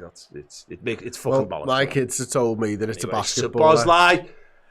It's a basketballer in America who was 6'7", and they all thought it was hilarious, and it just went from there. Yeah, but the reason the 6'7" is meant to be funny is because it stems from 69's funny, and it's like the new way. It's like you can't say 69. It's now it's like I shouldn't have tried to understand. No. I don't care.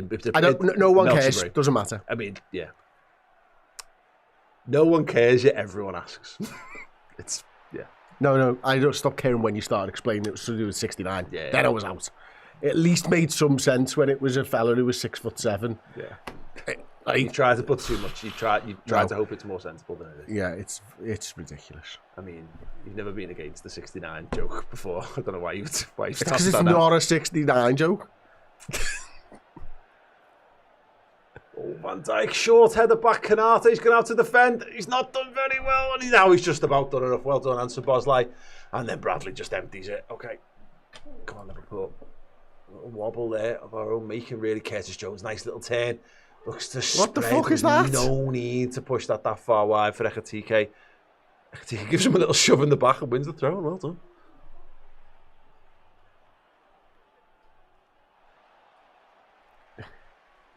It means nothing. Yeah. It also means nothing. Paul is miles off with the 6'7". Chris is right. Paul is wrong. It is right. I've heard. Not only have I explained, I've heard other kids explaining it to people that it's the same. But the reality is, it's fucking nothing. So, mate, you're talking absolute shite, mate. There you go. See, it's not. Again, not my shite to talk. I'm just passing it on. Kerkers back to Van Dijk. Kerkers again. Curtis Jones, who is having a good old game as Curtis so far. Van Dijk goes square to Konate. That's Szoboszlai. We're just going back to getting on the ball again. A couple of nice little moments in this game, but they really just. Paul spreading misinformation. Chris is right again. Machin, what's going on? Yeah.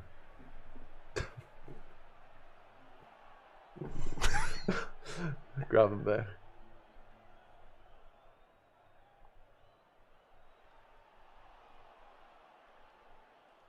Szoboszlai.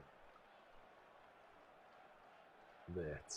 Oh, 10, that's a that, great mate. turn. Little chop 10. Little feed. Oh, he wasn't quite ready for it, Gravenberch, was he? No, Wirtz was waiting for it to be the thing, and he maybe should have just used it as a dummy run, took it on himself, but yeah, overplayed it a touch there.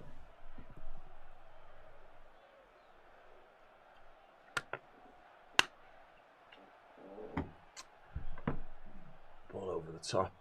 Turn off there, and Virgil van Dijk will go and sweep that one up. A little boos and jeers from the Leeds fans there. Can't be much worse than having Gary Neville on the co-commentator. Sorry, this is the best one, and it ends the chat. As an adult, my favourite part of the 6-7 nonsense is other adults arguing about 6-7. Yeah, touche. Byline. Into the box, well done, Hugo. Van Szoboszlai to Bradley. Can't quite find the crossing angle. Liverpool go back to Virgil van Dijk. Kerkez, God almighty, well done, mate. Now Van Dijk goes for the big switch. Bradley Chester perfect down, as well. Good touch. Now get on your bike on it. Bert comes and takes it off him. Hands that one off. Bradley. It's impossible to judge us at times, isn't it? That's a horrendous tackle. Oh my goodness. I mean, you went right through him. This is the ground where Harvey Elliott got his leg broken, right? I mean, it's just unnecessary roughness, to borrow from another sport.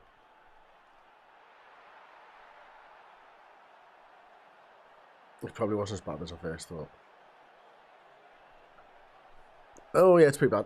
It's pretty bad. It's pretty bad. It's pretty bad. Yeah, that's bad. It stood down up though. Should be okay. He's got a yellow, that's okay.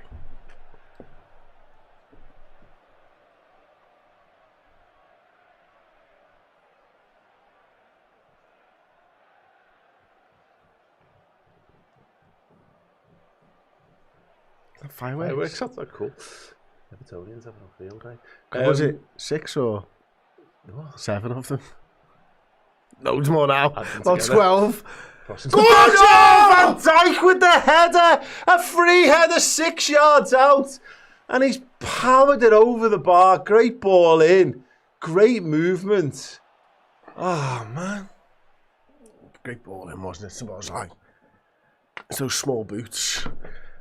And Virgil's miles on side. Oh, he's got there. Does he head the guy as well after the ball? He's got headed. Or, maybe it was his hand that hit him on the head. Let's have a look. It's I like, don't know how the... Oh!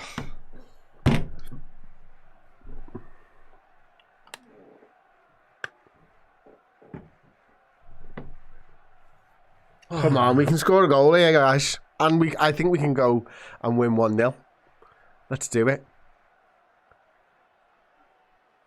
Curtis Jones. Oh my God. Fucking beautiful. Talk about being brave. Well, that's what I mean. You know, exactly, trusting in yourself. There's not enough of that around this team at the moment.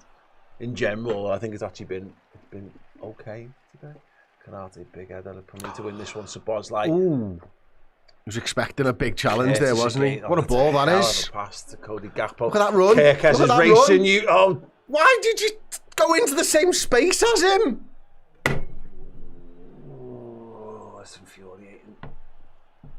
You can see him coming. To them, by the way. He was fucking choo-chooing. He was like a steam train. And you fucking still didn't see him. Even if he didn't do the choo-choo, you could hear the chugga-chugga.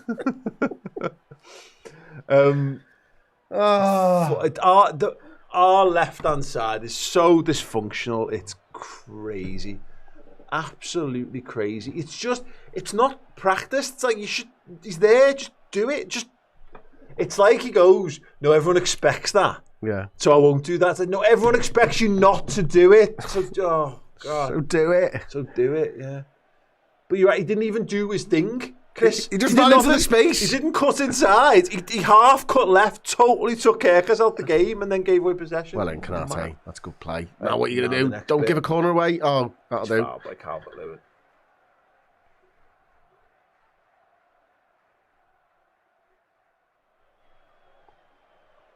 I mean, this like gap only gets picked because his Dutch thing's a bit wild, isn't it? Like, I mean, put some respect on our top goal scorer and assist combined so far this season, guys. God, as much as he absolutely does our heads in for large portions of football matches.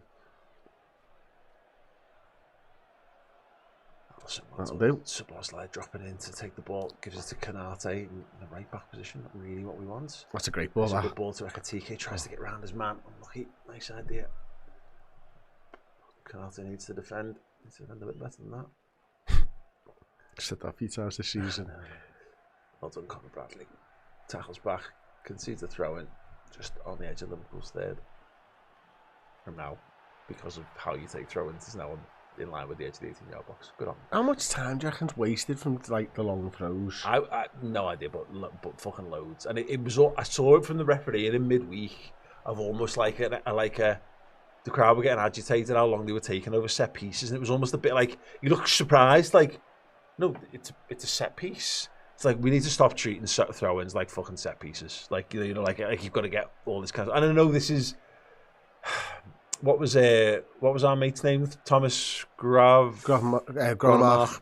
Yeah, appreciated there was possession to be earned from it, so it was worthwhile moving it around. But yeah, treating them like fucking. I was talking to someone at the game, the fella next to me at the game, or the fella behind me actually at the game at the weekend, about that, and it was like Gravenmach was about getting the ball in quickly. He did the long throw thing, and that's what he's most famous for. But 90% of Liverpool's throw-ins were faster than every other team in the leagues. Yeah. Because that's what he was actually get them while they're not set. Yeah. Good defend for our Leeds, just coming back into this a little bit in the last few minutes. But this is fine, provided you can ride this. Let them come out here, see if you can again spring something. Yeah, it might now throw into being treated like fucking corners, and it drives me spare. Absolutely spare.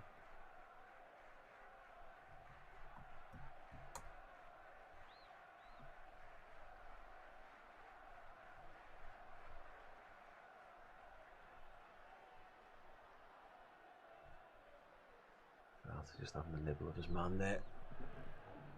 And Leeds forced to retreat. People digging in quite well for the moment, but yeah, the last couple of minutes has very much been Leeds in terms of possession. Now it's a question of how do we recover that ball. Well, brilliant. That's great, and Liverpool are on the front foot. 4 reds streaming towards 3 men in white. Szoboszlai, outside run from Gakpo. Can he get the cross? He chips it to the back post. Too much on it over Ekatike, who will gather it on the far touchline. Real pity that one. I don't know whether it was his touch that got him to the byline, just wasn't quite right, but wake up, lads. Well, in again, Kerkers. Yeah. Canate's got defending to do here. Gets pulled, but deals with it. Well done. Yeah, I don't think was it Virtus? Oh, it was Szoboszlai's pass, wasn't it? Mm-hmm. I don't think it was perfect for him. Like, it kind of ran him a little bit too far left, and Leeds had numbers in the middle for the cross, so it was difficult, but chipping it to the back post wasn't necessarily the wrong thing. No, by the time he took the opportunity to cross it, I think it like there was no cross along in front of the goalkeeper available to him. I don't think. Yeah. Kerkers not being sent for the cross. Keegan was asking in the comments there, no biscuits there. Yes, I've got the biscuits, but they're not needed for the first half. If this goes to shit, they will be out in the second half. This will become the biscuit watch-along show. If Liverpool fuck this up again. Kerkers. He's just not willing to go forwards, Kerkers, really often, is he? No. I mean, again, I'm not sure what he'd be doing. You could hit the space. From there. Yeah. Well, not with Kerkers. There you go. Go. There you go. He's going to try and cross it for Ekatike. Oh, it wasn't far off. Yeah. Yeah, just needed a little bit more whip on it to bring it sort of its arc back into the path of Ekatike, but it was okay. Leeds back in possession, looking to build out from the back. Vert looking to stop He's looking why no one else is pressing. Yeah. again, that was very midweek as well, wasn't it? Of him and Isak kind of like running up to lads and then turning around and going, "Where's? Oh, we haven't got anyone playing right wing. Okay, cool. That'll be their out ball then, yeah." So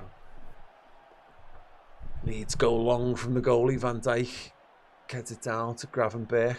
Draws the press, but then is dispossessed. 3-on-3 there. Now they've got numbers back now. Oh, fuck me. Well done. Connor Bradley gets back in the defence, but they need Go and to get keep it. going. Go and get it. Goes over, quick ball back in corner to Leeds. There's a hell of a ball in, and Connor Bradley intercepted. Like, It's funny that, innit? It goes back to your point. We look all right in terms of numbers, but just peel off behind Canate because he goes.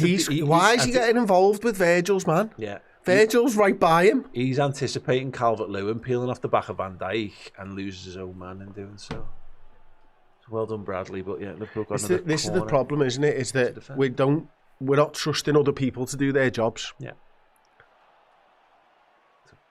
And I mean, he just pulled the ball back in the middle of our penalty area there. For fuck's sakes, you just let him pull the ball out of the air. Liverpool don't look like. We're not awake again. Take the short one. Whips in. Calvert-Lewin is able to bring it down. Bradley dispossesses him just about, and then the shot's fired wide. I don't see how that's a corner, to be honest. So I think it was given as a goal kick, wasn't it? And they're whinging. Or is it a corner? They're standing round like it might be. They're checking penalty on there, Calvert-Lewin. Oh, for fuck's sake! Shut up. Cool. Yeah, goal kick to Liverpool, and Alisson, under pressure, sends it long to the right-hand side. Ekitike fighting but loses out. Vert, just misses out on the bounce on that one. Jones back in. Vert, lovely little knockdown. Get on the ball. That's a great now, ball. Liverpool. Yeah, in front of him as well. Stretch his legs on that Look at left-hand side. as well.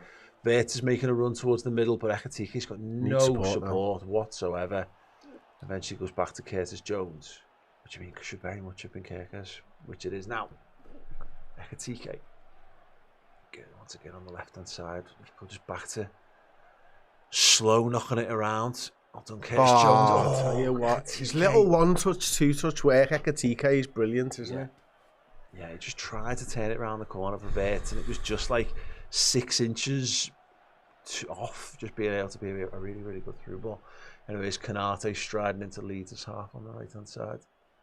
Not what he wants to be, so he gives it to Gravenberch. I'd really love it, right? See where Kirker's position is there at the bottom of the screen? Mm-hmm. I'd love it if that was Gakpo. Yes. And Kirkes was providing the fucking width. Because I don't think Gakpo's going to drive down the... I don't think he's going to drive down the left and cross the ball. And Kirkes is so left-footed, it doesn't suit him being in there either. Just switch the positions of them. Yeah, I told you, the left side is mad. It's absolutely mad. They just got 2 footballers who start more games together than any other on that side. Oh, Gakpo, he does get to the byline. Flat cross this time. Ekitike tries to touch down, tries to control it. Oh, you can't say high I'm not boot sure there, that's mate. high It's not boot. that high. The guy's face is like very at waist height. Just again, Kirk has done really well there, Chris. He's a couple of times that's the 3rd time I think he's really gone in and won the ball inside their half. Better ball from Gakpo. No, you know what? You were right there. It was Gakpo's first touch. It wasn't Szoboszlai's pass. I think he had to hit that first time if he wanted anything different to happen. Yeah. But not an easy opportunity. Well, yeah, but it's that's a corridor of uncertainty type situation, that isn't it? Just batter it across the 6-yard box, and it might hit some ankles and go in. Trying to be a little too much. Trying to be too precise and being completely imprecise as a result. Give a foul on Ekitike there. Kick, yeah.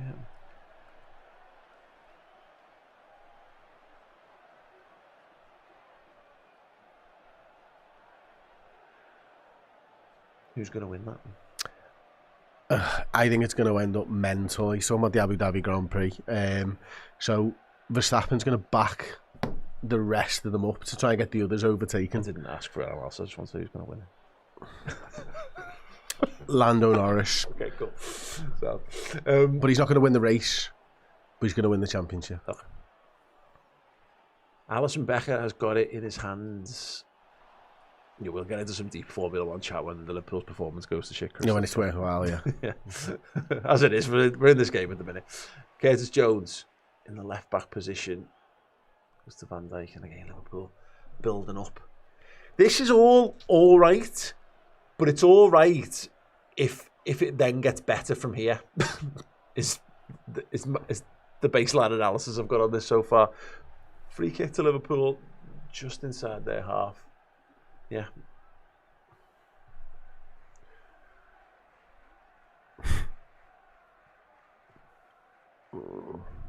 Come on, lads. Let's go. Okay, Curtis. Oh, look at that run That there. is a great run from Curtis Jones. Just wasn't seen. Just Vertus in trouble there. Dispossessed. And now we're all out at sea. Yeah. Suppose like getting back in, Gravenberg racing back, Bradley doing the same. Suppose like well challenges. done. Now get up the other way. And this is a bit of the problem when you've got to race back. Is have you got the stamina That's a to go the ball other and a way? half. That's what like. Gakpo toward the 18-yard box. One man between him and the goal. Cuts inside. And again, shot deflected wide. Fuck's sakes. What a ball by Sabozai. He wins it back. Yeah. Then it's a perfect pass. Gakpo, fair play to him, stays on side. And then you're just hoping for Vert on the edge by the time this is all done. But Vert isn't making the run because he knows only one thing's going to happen. And that's Gakpo's going to cut inside and shoot. Yeah. Yeah. He needed someone bursting a gut to get in there, you know. Yeah. He really did. Because he would have, I think he would have actually passed that if he'd had someone inside. It's possible. Right. Unlikely, but possible. Yeah. Liverpool got a corner. Gakpo will take it. In swing of Van Dijk runs towards the near post. It's actually under the crossbar. It's a total mess. Cleared for now by Leeds. Gravenberg collects it. Gakpo again. He will go to the byline. He will cross it left-footed, cut out. He's into the box again. Kerkez, Szoboszlai sets himself. Another whip. Headed up but not away. Van Dijk's underneath it. Nods it up again. Vert gathers. Well done. Great ball Well out done. to the wing. Can Szoboszlai keep it in? He can. Oh, that's nice. Gakpo. Nothing past that. He wins the header. It's been a bit of a mad, just a minute or so here. Lots of head tennis. It's not a foul, that referee, you fucking idiot. It's not a foul. Yeah, and Anthony Taylor goes, no. This is going it's far too entertaining. Let's break this up by giving away a soft free kick. Stupid.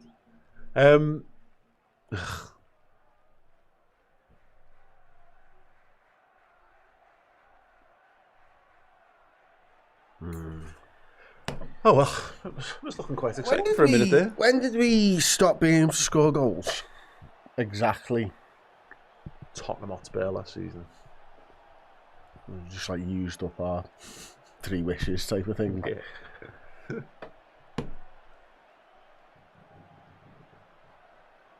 That's it. Now we scored loads. We scored 5 against Frankfurt. Or was it 4? Yeah, 5, yeah. Mo Salah wasn't playing, do you remember? And then he put them back in the next game. Kerkez clears. But like most teams who concede loads of goals score loads too. Don't they? No, the good ones. No. The good ones. The Yeah, bad okay, ones yeah. concede loads of goals. Yeah. But like Man City, you mean? Yeah. But we just decided that we can just sack shooting off and do neither, yeah. Come on, Sobbo. Ekatike's on the shoulder on the right-hand side. Gives it to Bradley instead. Someone needs to play in the 9. Bert and Jones are up there. Bert turns it around the corner looking for Ekatike. Finds the left back. Bradley does well there. Oh, fuck off, referee. Oh, my God. Here's one for you, right? Because I always find this quite interesting because I always look back on the game and probably wonder if I've seen it wrong. Hustlebones says Gakpo's been our best attacker this half. Pay attention. Now, I'm already, I will admit, quite frustrated at Cody in this half. Yeah. Where do you sit? You're probably correct. That statement can be true and Gakpo can still have played badly. I think he's been our attacker who had the ball in space more than anyone else. Correct. That's the difference. So no, I think, and that's where I think it can be confusing sometimes because, Yeah, he's actually had some good moments, Gakpo, but it's more like a case of what's he done with them, and this can be a fine balance because I've praised Gakpo at times this season, and people go, no, what was the end product of it all, and you then end up in that conversation of like, well, what would another footballer do in that situation, and you can drive yourself mad with that. I think Gakpo as just give the ball away with a fucking blind pass into the middle of the pitch. I paid attention to that. I'll tell you that for free. Taylor's fucking dog shit, mate. Yeah. He has had. I would suspect he's had probably double the touches of Ekitike. He's probably had at least probably 2 or 3 times as many shots. But yeah, I haven't really felt like he's having a good game with any of that. Does he? Yeah, hold on.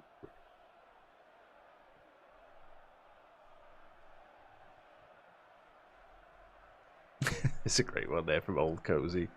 Says, no shots on target this half. That's probably one reason why we haven't scored. Sometimes it is the most simple of analysis that is the most correct. One big chance. Head. One big chance. Virgil van Dijk. Yeah. Fucking massive as well.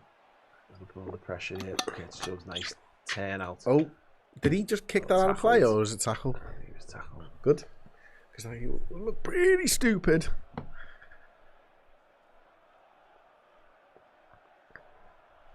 But again, in terms of going away from home, and I know look, Leeds are a newly promoted team, and this is where it makes all this conversation very difficult. We have to just judge it by what it is. This is still a team that beat Chelsea in the week.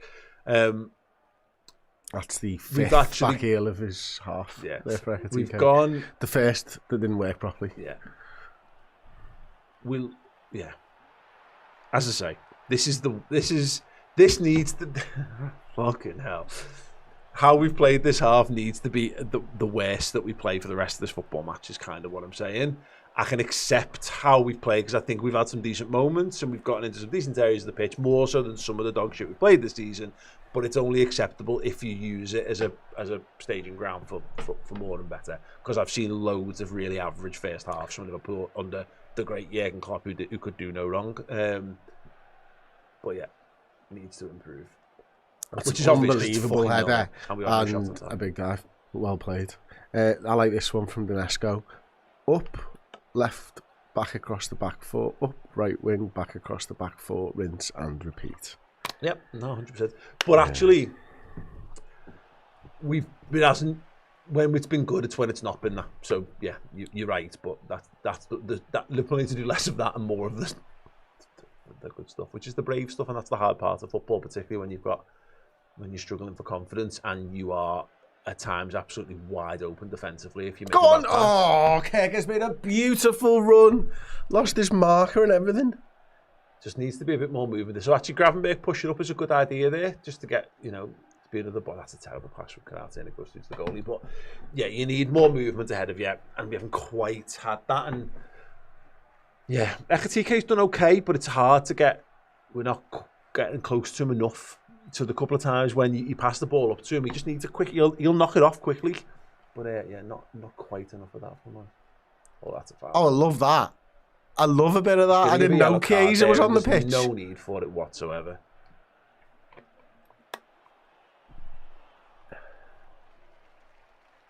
He nails that tackle if it's Mbappe. Yeah, Bradley misses the next game. Oh. He gets the ball as well. He wins the ball. It's a great tackle.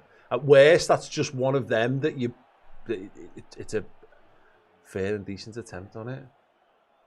Bottom footies, bollocks. Wow. Back in my day. Mike says, why is Canate trying all these killer passes? He's an eternal optimist. I really don't know. I miss Joel Matip, Oh my god, he was immense, wasn't he? I miss Joel Matip. So underrated. People fucking go on about fucking Firmino and Gini Wijnaldum and Fabinho and all that. Just Joel Matip, mate. That is half-time. Leeds 0, Liverpool 0, and another frustrating half of football for Liverpool and anyone who watches them and seeks more enjoyment from it.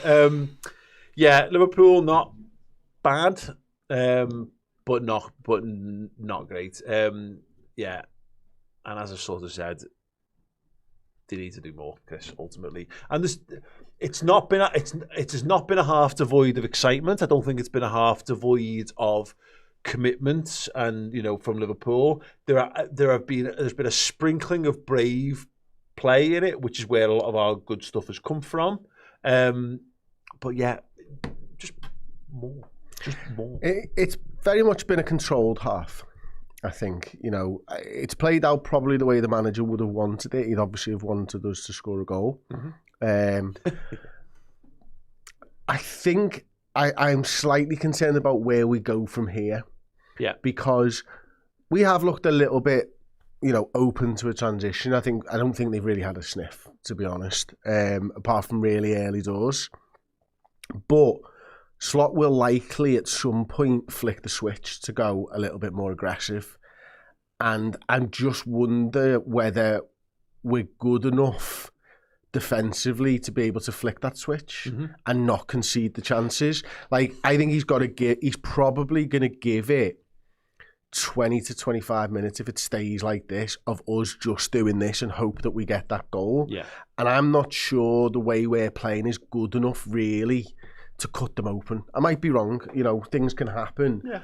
But I think we could get into a situation, this game is what I'm saying, is after 70 minutes we do something, that we try and go and win the game and we end up bloody losing This is the thing that I find really annoying. This is the problem with analysing halves of football like this, because I say it's not good enough because we're drawing 0-0 against Leeds away from home.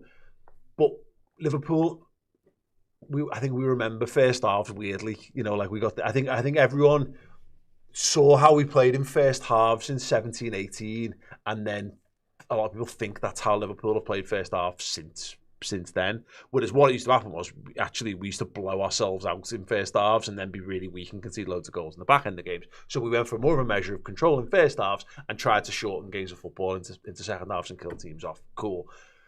So what we traditionally done is had a half like that and then just tweaked one or two little things, picked out the positives and gone, right, this is what you were doing good. Here's how you make that a little bit better this time around. And I think that there's a foundations in there to do a little bit more of that. But you're right, we're left now, and some of this is just how the manager's managed. I can't help but think, when you bring Isak on, he's going to go two up top, or is he going to change the form? Is he going to do this and that?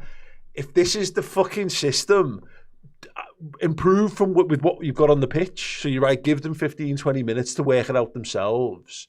And then it should be like for like. Like for like. So that might mean Salah stays on the bench.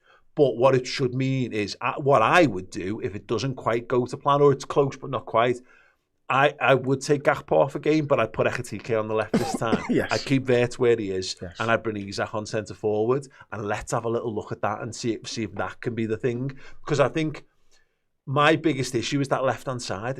And the right-hand side's a bit of a problem because I don't think right-hand side's a problem because nothing's happening over there. Yeah, nothing. And there is a bit of, it's further away from the screen, so it's a bit harder to sort of see. But most of our players coming down the left, but it's still, Kerkez and Gakpo are not playing football together. There's no link up between them whatsoever. And I think Kerkez is having quite a good game. I think he's doing all the stuff that I want him to be doing defensively. I don't think he's a liability. Yeah, that diving headed at his hand, shit happens. Robertson's made a ton of fucking mad mistakes. I wouldn't be putting Robertson. I don't think Robertson adds to what we're doing in that situation. But Ekitike could, and Gamoa maybe could, just to be a little bit more of an X factor, maybe. But yeah, it's. And in all of this, none of us have mentioned Federico Chiesa. What's the point? What's the point of mentioning Federico Chiesa? He'll get 10 minutes at the end. That's what he's been getting. Maybe I would. Just been giving him. Maybe I would. Maybe Chiesa would be in. Add Chiesa's name in there from the things I've just said there if he wants to put him on the left. I'm not asked. I would be happy to see him play on the left. I think you're right. I'd do exactly the same as what you've said there, to be honest with you. I think I'd like to see Ekitike play with Kerkez, and I'd like to see Ekitike play with Isak up front.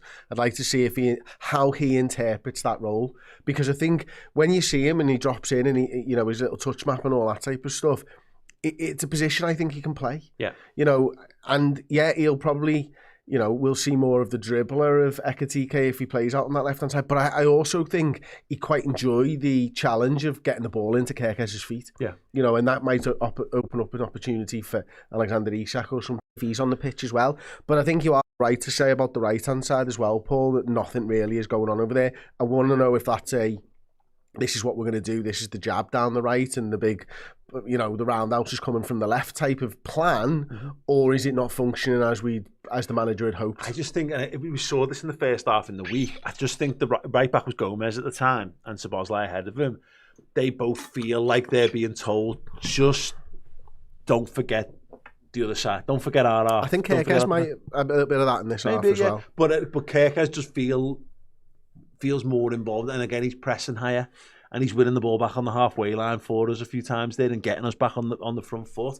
Kerkez looks a bit more, he's having, I think in isolation he's having quite a good game. I agree. Szoboszlai's not really been involved in the play enough a game. We've kind of nerfed him a bit by putting him where he is. It's a bit of a mad thing with him, because I think what you need is, if you want the best out of Szoboszlai in that position, it's probably not on the ball.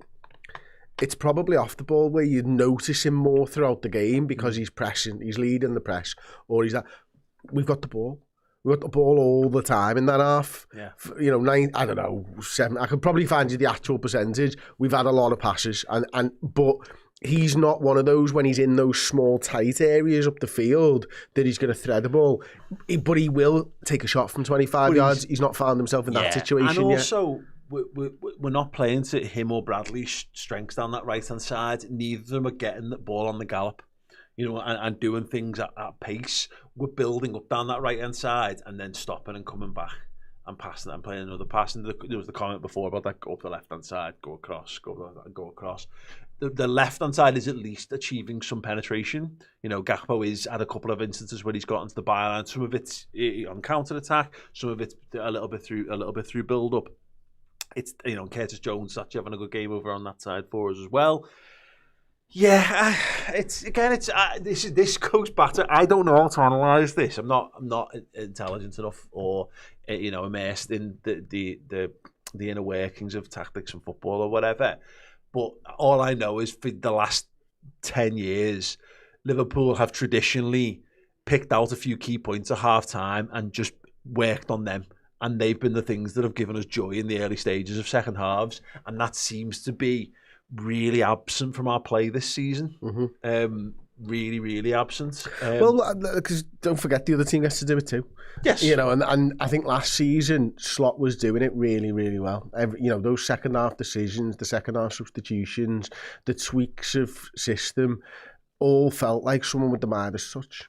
This season, whatever the opposite of that is, that's what it kind of feels like at the moment. Yeah. It's like he's tried everything and doesn't want to trust anything anymore because it's not worked. And you still might come up with it might have been the right decision. For example, 3 games ago, what he did, but it just didn't work. So he's not going back to it. He's trying something new. And it just feels like someone who's just scrambling around looking for a ring in the dirt or something. I feel like it's a bit like, you know, he kind of got his flowers at Old Trafford last year for knowing what United were going to do and changing our structure to totally undo them. Cool. And maybe that's the future. You know, maybe you have to do that and do more of that and be the smartest man in the room every week. But I do think that's sometimes about how he sets up on an expectation of what the other team are going to do. And I do think, and maybe this is why he slots like that Klopp was the last of an old generation almost of saying we never change. I remember asking him before the Champions League final in 2018 in the press conference and saying, you didn't make any different plan for Madrid? And he's like, no, because what am I going to do? We've played this whole season and then I'm going to go, lads, it's Real Madrid, we're going to do something different. What message is that? Whereas, I don't believe in what's got us here. That's exactly what the message is. Exactly. And I do think sometimes of Slot, if what Slot said's going to happen doesn't happen, then what? You know, I wonder sometimes whether we need a bit of a one-size-fits-all approach to football that you then modify once the manager has seen what's happening. But it's not quite. But look, we're living in a down in the dumps world where our expectation is that things will go wrong rather than well, because of the run of form we've been in of late. Liverpool need to start changing those expectations, really, and it's 0-0. Leeds should tire because they haven't got as deep a squad as us. They've had a very intensive couple of games in the build up to this. We have got fresher legs, fresher, more quality legs in there. Liverpool should be able to handle this, but it's football, really, isn't it? Just very quickly, I had a quick look at the stats for the first half, and we only created 0.4 in terms of XG. It was 0.72 at the first half in the midweek game, a game which we thought was totally devoid of anything positive. So yeah, it will be. Yeah, Liverpool definitely need to improve in front of goal in that regard. Half of that was Van Dijk's header. Yeah, probably a significant chunk of that. Yeah, and so yeah. Anyway, right, short break from us. Don't go anywhere, or do, but come back. We'll be back with the second half after these very important messages.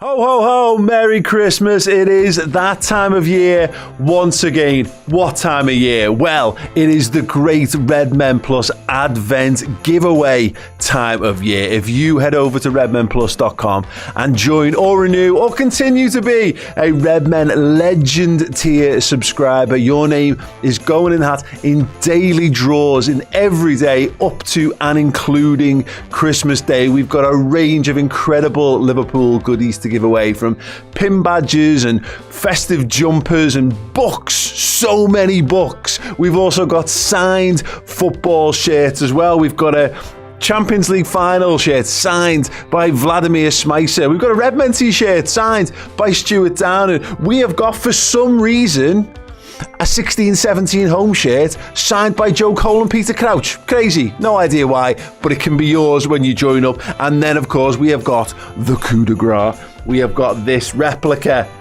Liverpool shirt signed by Kenny Dalglish and by Bruce Grobbelaar as well. Two men pivotal to Liverpool's European Cup success in Rome in '84, and that can be yours. That is being drawn on Christmas Day. So yes, every single day in December, get yourself in with a chance of picking up a Boss Liverpool themed goodie to add some extra festive spice this Christmas period. Yes, head to redmenplus.com, sign up as a Legend tier subscriber, and you will be in the draws. Hey everyone, I'm very proud to announce that after 17 years, my very first novel is here. The Eternal Flame, Yes the Boy, is available to pre-order right now on www.machpublishing.com. It is completely and utterly unlike anything that I've done on my 15 and a half years here on Red Men TV. It is a superhero story. It is a book about a boy who mysteriously trades lives with a forgotten World War II superhero, the Eternal Flame. It is also about a young girl, Anna Harrison, who finds herself in the present day pulled into an 80-year-old conspiracy theory to steal the power of the flame for nefarious purposes. It is a World War II action blockbuster. It is a bit of a teen comedy as well. It is very much inspired by the likes of Buffy the Vampire Slayer and Smallville and the MCU and Back to the Future and all of those greats that so many of us grew up on and absolutely adore, and yet distilled into this, my first ever work of fiction. It is completely outside of my wheelhouse, so I appreciate if it's not your bag, but if you were into all those things that I mentioned, I really think you will enjoy this. So yeah, please do give it a punt. It is on pre-order right now on Mach Publishing. There is a discount there as well. I just want people to read it and hopefully really, really enjoy it as much as I have over the last 17 years making it. Yeah, it is out now. The Eternal Flame, Yes the Boy, machpublishing.com. Hey, welcome back.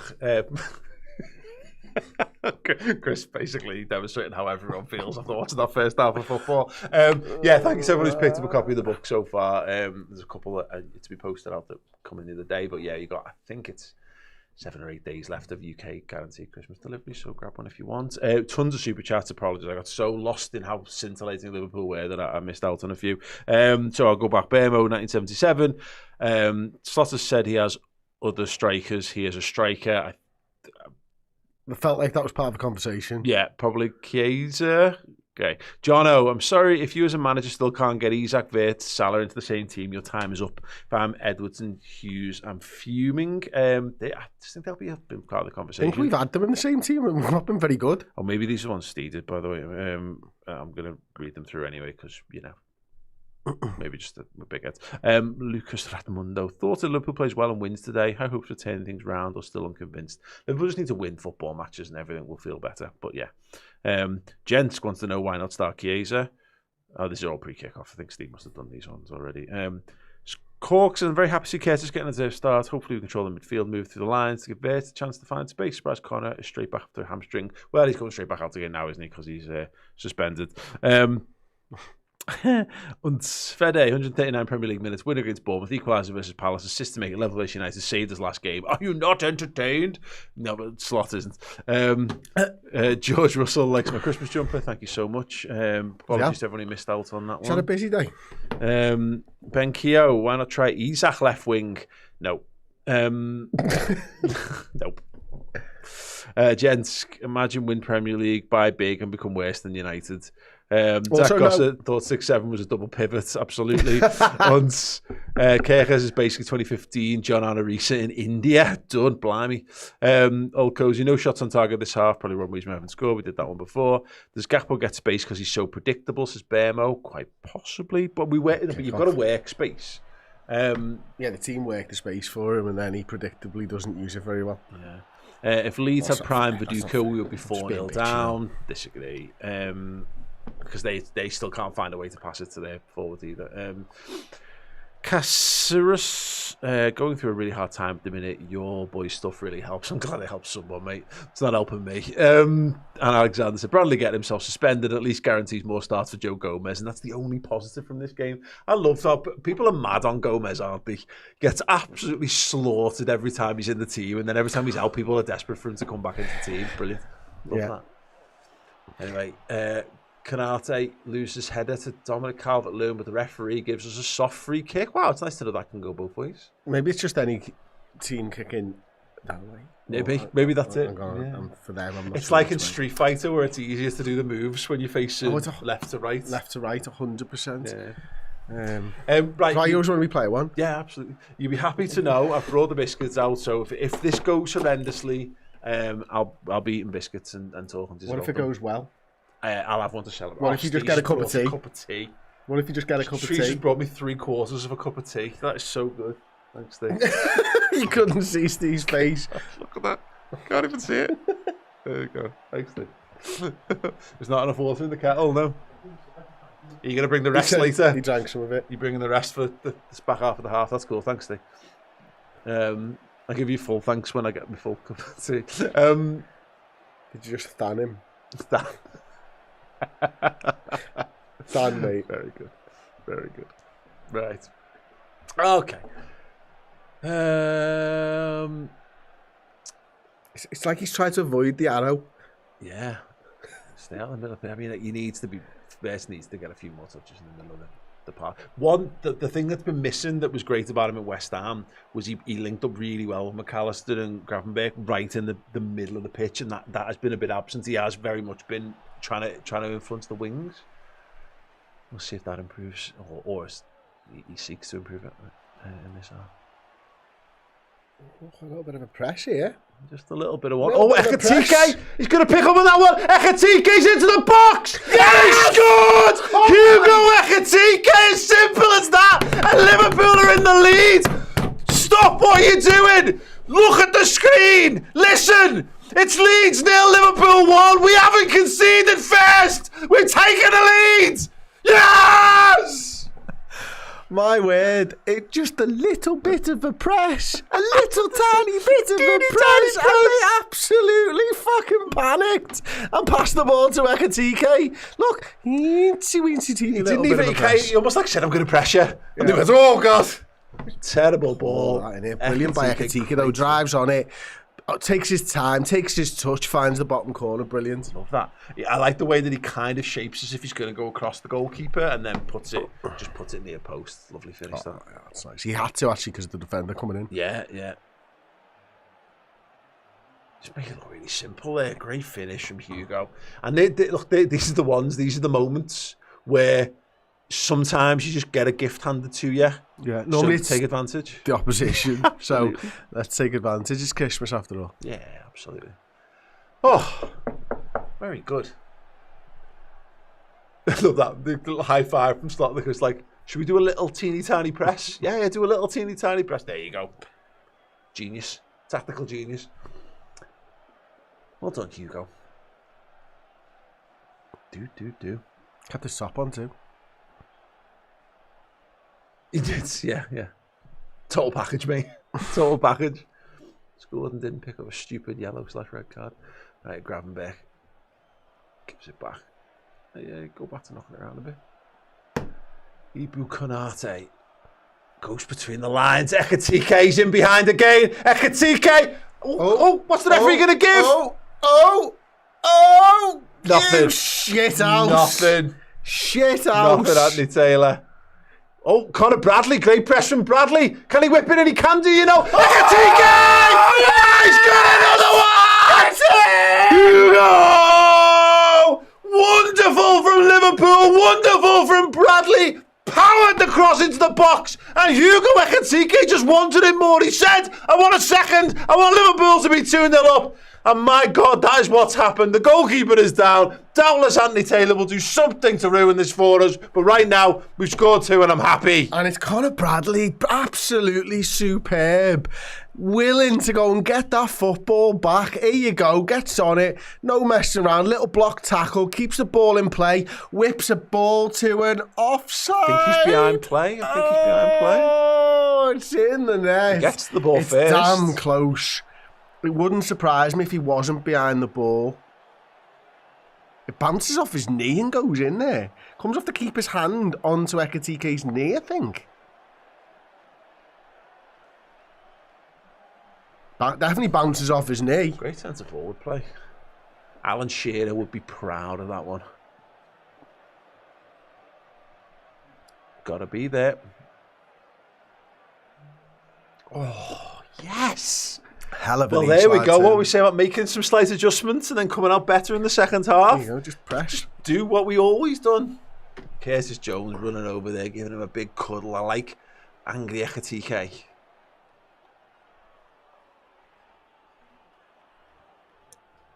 What are they saying?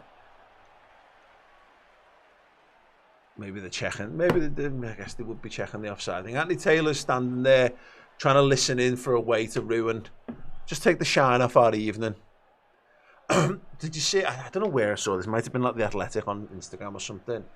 Or it was one of those accounts. Anyway, it was someone in the VAR had been interviewed and was talking about how when the referee goes to the screen, they can hear the atmosphere obviously coming in through the headset, and it is something that impacts them. And I just noticed it's a thing that Van Dijk, I think that the reason why he does it, he goes over to the referee. The referee can't really make the decision. You know, he's waiting on VAR. But I wonder sometimes whether he goes over it and makes that just to see if he can like influence in some way. Push his view through to the to Stockley Park.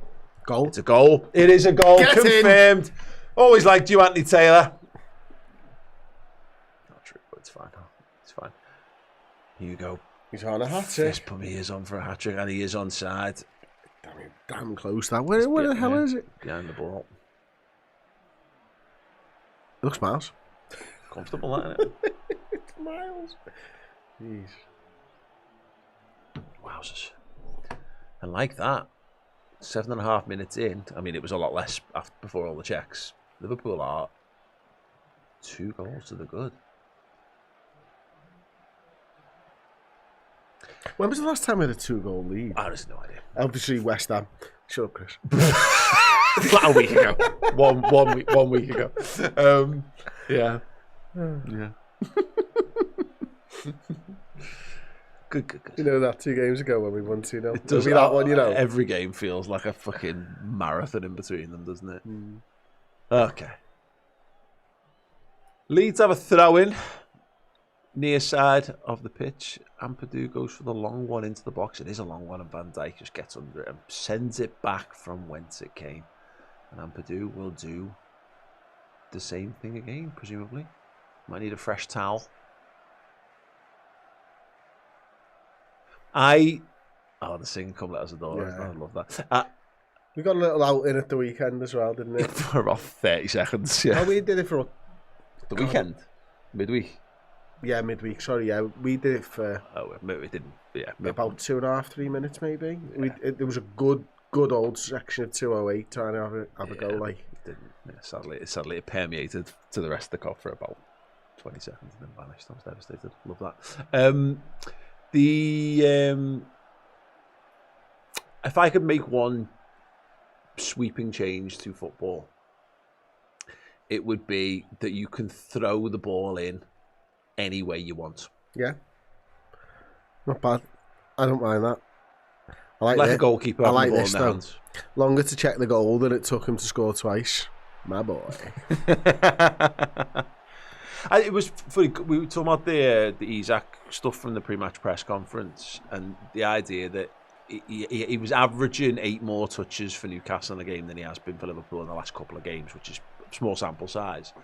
And you think 8's not a lot, but when you consider that it took him 1 touch to score against West Ham, could potentially be a massive 8 goals. And that's the thing about centre forwards, isn't it? We get a bit lost in how involved they are in football matches. And Ekitike's been quite good in build-up. But what's just happened there is we've just put him into 2 number 9 situations. And okay, he has to carry the ball for for his first goal. But yeah, the economy of touch and motion for a really good number 9 means you don't need 70 touches on the football. You just need to do the business with the ones you've got. Go on. Oh, I'm lucky, yeah. Hold to the ground there, Ekitike was trying to flick it on the gap, but didn't quite work out. I wonder if this will change any of the managers' thinking on this one in terms of his substitutions. You know, we know 60-65 is where you start to think about making your first subs if you're going to. I think Liverpool will want to stay on top here, Chris, and obviously we've got Inter Milan to come on Tuesday as well, which is quite a short gap. Yeah, I think if it gets to 65, 70, I'd push it back a bit. I'd be looking at someone like Grav, who's played a lot of minutes, maybe bringing a McAllister or an Endo for Gravenberch or something like that. Could be one again. This is the Salah, the growing Salah issue. You needed. I could tell you, right? You needed to catch that on the bounce. Yeah, that you could put Szoboszlai into midfield and bring Salah on if you wanted to in that, or obviously you've got McAllister. I guess, presumably Endo's there. The forgotten man of Anfield. Like Gravenberch comes across and does well. Yeah, that getting Gravenberch off wouldn't be the worst idea. Got to earn the right to take our 6 off though. And here we come again. Kerkez to Gakpo. Chuck centrally goes outside. Wirtz in the 10. For runners, finds Kerkez. Goes backwards. Curtis. Very congested on that side. Brilliant. Wirtz, genius little pass. He tries to find it. Oh, he wasn't on the same page. Caught him flat-footed there. Wirtz and Curtis Jones were certainly on the same page though. Yep. Brilliant football by them, and Ekitike is going to be gutted. Wow, you threw that high, son. Wow, that was a high throw. Come down with snow on it, that Megged one. him as well from 50 yards. Impressive. What a touch. Ekitike, Wirtz, slide and tackle it. Dispossessed. This might start to open up a little bit actually for biscuit box. Wirtz. The biscuit box as well, especially if you knock it off. Yeah, it might open up a little bit for Wirtz now. Yeah. And that's it. It's so hard for Leeds to decide what to do here. Really, I mean, again, they'll have the crowd behind them. They will presumably consider this a bit of a free hit. No reason why they won't continue to pour themselves at this one.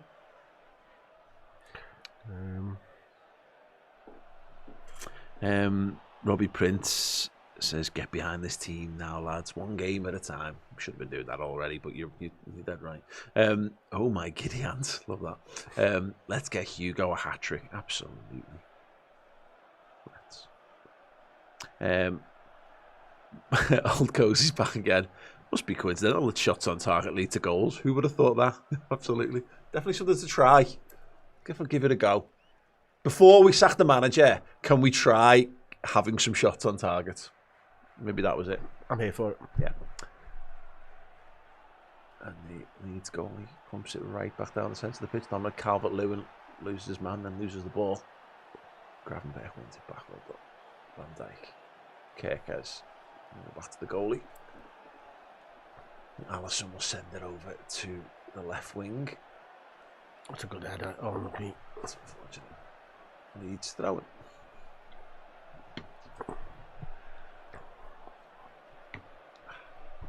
If you haven't dropped a like on the stream, by the way, it'd be much appreciated if you could do that while there's a little lull in play. That'd be great.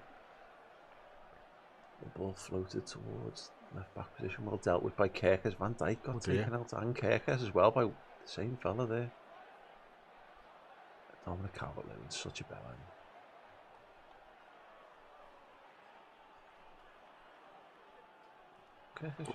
Looks like he's been shot. He's like holding the. Yeah. You know what I mean? Ooh, maybe he's got a knee in the ribs What the hell or something happened? there. Yeah, anyway, nothing wrong with just taking a moment. Alisson just saying, "Look, mate, I've had all kinds of these, mate. Just can you lift your arms up? Yeah, you're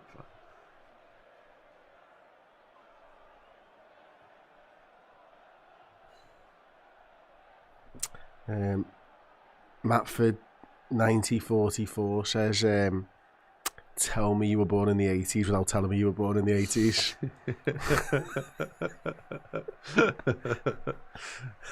100%. Who would that be? Young people, youngsters in the chat. Who would make that reference work for someone in Gen Z? One for Ekatike to chase. Let's defend that one. Gravenberg closes the door. Is Bradley twisting and turning, gets away with his man. Szoboszlai tries to little flick it back around the corner. Liverpool win a throw-in. Leeds going to make it looks like a triple substitution incoming for them. And again, I imagine that this is them. You know, they've tried to run it. Liverpool have gotten the better of them so far. Maybe that'll be the decision maker for Slot. Ekatike tries to go around the corner. Hands it back, well done. And Kerkez goes back to the goalie.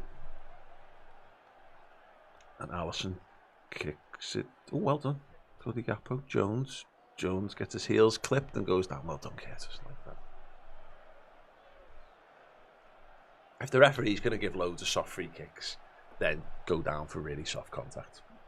You know, fine by me. So yeah, free kick. I imagine Leeds will make the substitutions. Doesn't look like they're in any particular hurry to do so. And plays back underway.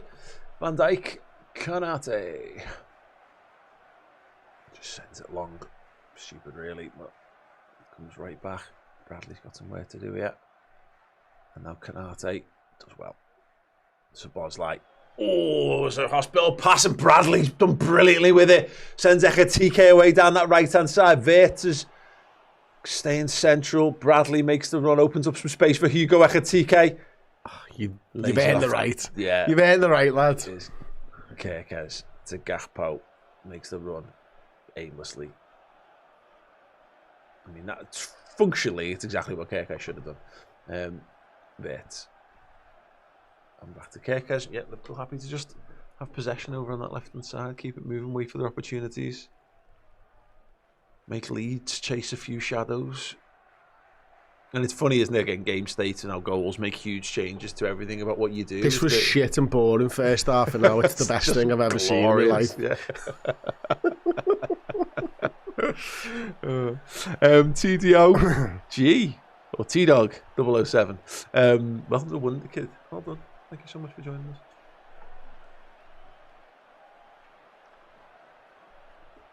us. Matty says someone to get out the freezer and get him defrosted. When was the last time we saw him? Honestly, couldn't tell you. Probably last week. I've seen him in a number of warm-ups. That's about it.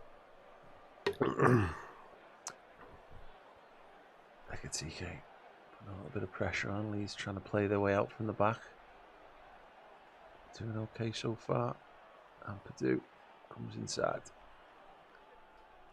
It was great play from Bradley that before, wasn't it? Was it Szoboszlai just slipped it to him looked like a little weak, and it's one of the things I like about Bradley. You know, you look around at players, and I think there are just loads of good footballers in the Premier League, but the ones who've got that extra something, and that extra something can look like loads of different things. It can be like a really good first touch. Bradley's got this like great brutality to how he approaches football games. That there's a real underlying aggression to how he does things, which I really like about his play. Ultimately, it's because the Northern Irish don't play. It's simple rule of fact. Yeah. When you say don't play, you mean don't fuck around? Yeah. They don't mess around. Like, don't mess around. I used to work for a Northern Irish woman and a daughter used to work there as well in this bar. And the idea of like, if they gave you a playful punch on the arm, it's a big chance. Alisson makes a great save at the back post. What a save! Offside flag goes up. It wouldn't have counted. He's fuming. Goalkeeper. So. Yeah, absolutely. How did Calvert-Lewin get free there? He's with Canate now. Peels off, does he? Just in between the two of them? Yeah, it's a good There's a run behind Van Dijk which sort of halts him a touch. It's a good ball in. It's a good short, like a short cross, isn't it? Yeah, he heads it down. It's goal. I mean, he's heading it wide. It's probably the way to look at it. A little moment there for Leeds. Anyway, yeah, the Northern Irish. Much respect for the Northern Irish. And too many travelled to Liechtenstein to see Northern Ireland play once. As well. What a game that was. It really was. Oh, okay, I guess misplaces a pass. Back in the Keith Gillespie days, wasn't it? No, God, that wasn't. Or maybe actually right at the tail end of his career. Maybe. Yeah, well, that was 20 years. It could have been any time. He was in there side for. It was definitely the David Healy days as well. Absolutely was, yeah. Also, that was Steve bringing the rest of me cup of tea there. Probably not. Leeds have it in the back line. Yeah, I wonder what's Slot's plan is now. Ideally, you want to be able to carry on doing the good things that we've done. You don't want to see any drop off. You want more of the same, like for like, in your substitutions as much as humanly possible. But also, you've got one eye on Inter. So I do wonder a bit here, Chris, whether someone like Vert, as an example, where you maybe give him till 75 and then take him off, and that might be the decision that facilitates a little bit of a change of shape, maybe. Yeah, potentially. I said, when we were talking before, I said maybe the 65 to 70 for Gravenberg. You just leave that little bit longer, just that little bit safer that what you're doing is the right thing, and there's not much time for Leeds to sort of get back into the game. So yeah, with someone like a Vert, it might be the same. It's a fine balance, though, isn't it? Because you want to have surety that the game's in your control. But the longer you leave your substitutions, the more you knacker your players and the more chance it is to go kind of wrong. It is a fine balance. Anyway, Gravenberg did really well. Szoboszlai plays it to Ekitike. Good touch. Tried to feed it in. Cody Gakpo's into the box. This could kill it for Liverpool. Gakpo! Good save. Got the shot on target. The goalkeeper makes a good save. It's a good save. He probably signposted a little bit too much, didn't he? With that extra sort of stop and wait, but then the defender might have been... Yeah, the defender was in the way at the time. He's just shy. It's a side foot, isn't it? What you want to do to guarantee that one is laced that into the bottom corner, but it does look like Florian Wirtz is going to come off. Bradley will come off as well. So McAllister on, Gomez on. If Gomez is on, is it for... It's surely not... It is Bradley, yeah, okay. Well, so... Okay. So just like for like, I'd guess at this point, you might... McAllister for Wirtz. Yeah. Interesting. Okay. So yeah, Gomez will go to right back. And I guess McAllister will just be kind of tasked with doing what Wirtz was doing, which Jones. Yeah, actually a good point. Szoboszlai with the cross. Headed by Canate. Good header. Good solid save from the goalkeeper. Best connection we've had off a corner in a while. Decent. Yeah, we'll see how this lines up. Yeah, it does look like Curtis has come over to the right-hand side. More of a three in midfield, maybe. We'll see how that shapes up. Gravenberg goes shoulder to shoulder. Kerkez does well there. That's a nice little ball out. There's Gakpo. Szoboszlai's motoring through the middle. Give him it! Give him the pass. Oh, it was the wrong pass. Not enough weight on it. And Szoboszlai's just burnt through a week's worth of normal human's energy. It's all right. When the sun comes out, he'll top himself up. He'll be fine. That yellow sun. Yeah. What? Hold on. Leeds have possession again.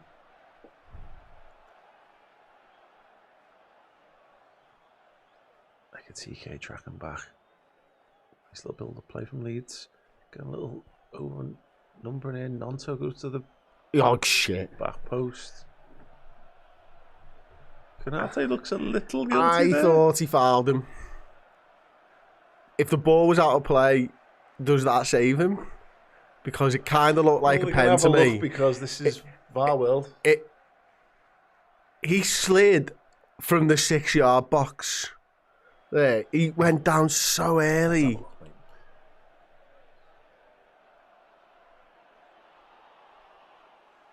It's not That's a shut the door kind of slide tackle, not a tackle. I don't think.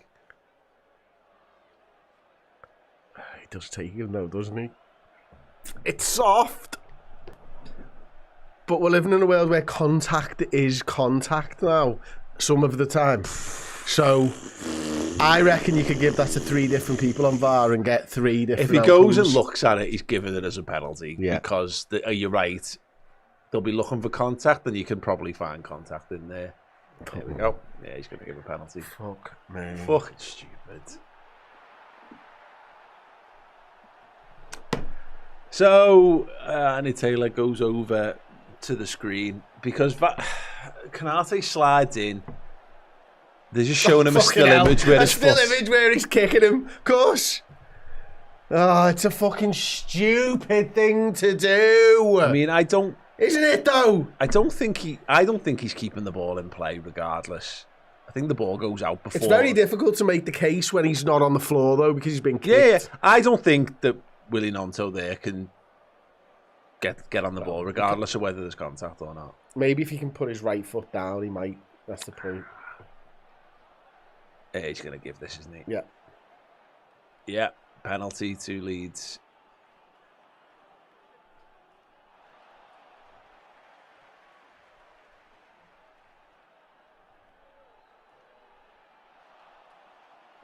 Penalty to Leeds, yeah.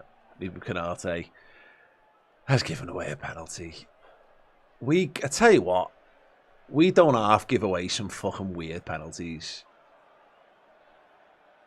Do you know what? I just saw heard Neville say he's got his hand on his chest. Why? I don't know. It looked like he was rubbing his nipple. Because they've been told to keep your hands by your side. That's why, mate. Because he's scared that he's going to lift it and his arms up here. Where his arm position is absolutely nothing to fucking do with it. But he's done that.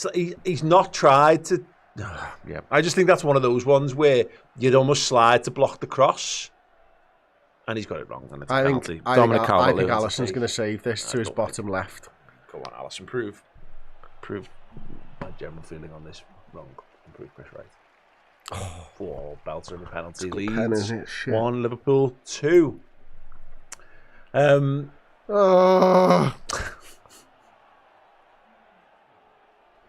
Anyway, can't afford to let the heads go down now, Liverpool, because the Leeds crowd will now be up for it. And I've got to remember, a draw is a win for Leeds in this. That's a banger of a penalty, that.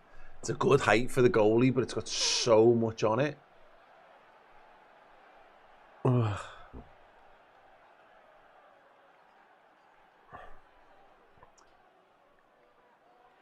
the ground. You can hear it now. And Konate's... The madness of Ibu Konate's season continues. Goodness me, Liverpool, don't you fucking dare. Forward. Ball into the box. Konate makes a very important challenge there. Very, very important. Gets there. Looks like he plays it off Calvert-Lewin.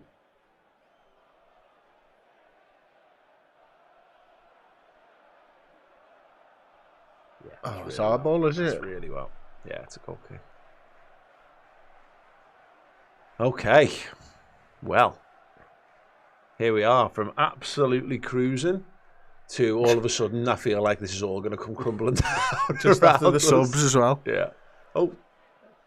Play ball. Liverpool throw. I hate Anthony Taylor, and I don't even care whether he's got the decision right or not. I just really, really dislike him as a referee. You just wanted to put that out there, did you? It's just fucking does my head in. I co-sign that statement. Here's Canate coming forward. He's got Gomez outside him. Goes instead central to Ekatike for the flick on. Didn't work this time. Need to just get on the ball a bit here, Chris. That flick's cool, but actually that was probably one where control it and then just pass it to someone.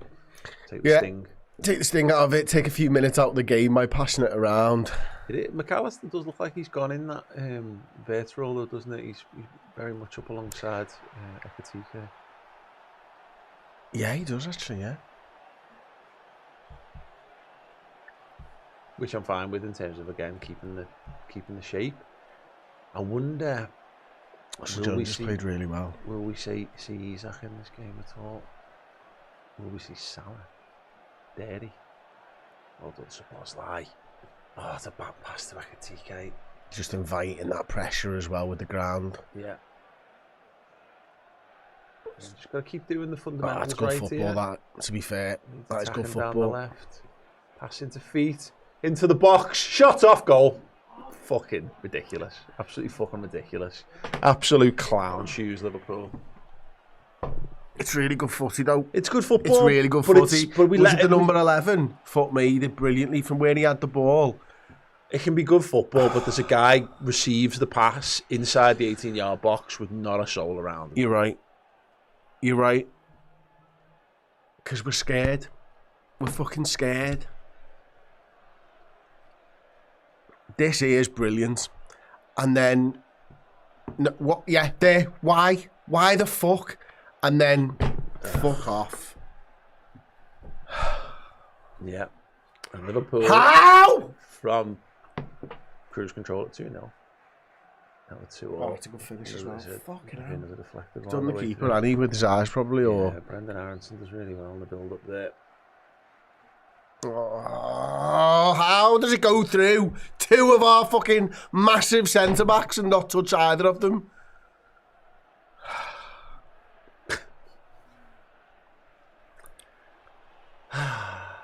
Shit the bed. We're going to lose this.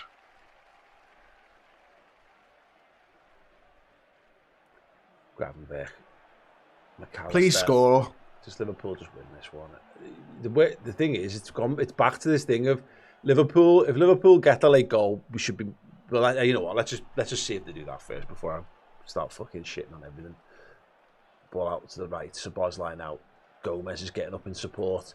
Szoboszlai comes inside onto his left foot. Still going. Szoboszlai, shoot with your left foot.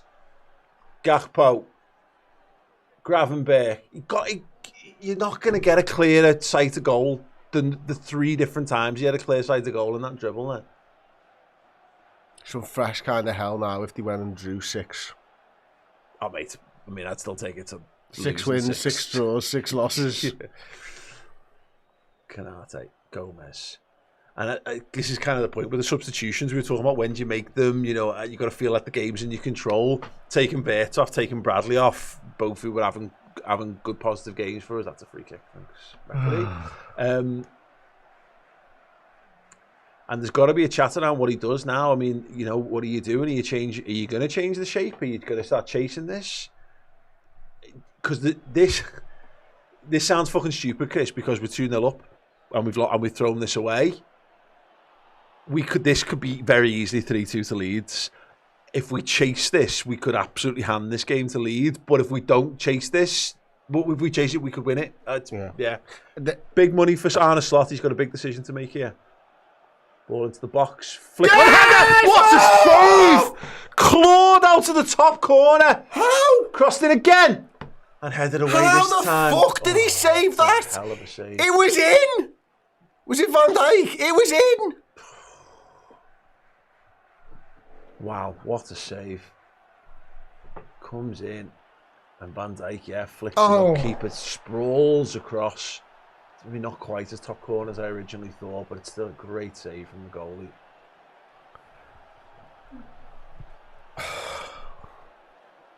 Does the right thing, Virg. Directs Right. it towards goal. Get fucking Chiesa on. Stick him in the 9 and just let him score a goal. Simple. It's a simple game. Way on the halfway line, Leeds free kick. Blimey, what a game of football this has turned into. Don't want it to be. Want this to be boring as sin. What I was trying to say before is our best case scenario here is just going back to what we were in those games that we won at the start of the season, which is just win them late. Yeah, I'll take that. Yeah, oh God, no, listen, Chris. I'll take it. I will take that all day long. But again, we've gone from let's have a nice, solid, well organised away win to back to just fucking. But it's because we're again. fragile as fuck, Yeah. aren't we? As soon as we conceded that penalty, you knew they were going to get back into this game because we shatter like fucking glass. Yeah.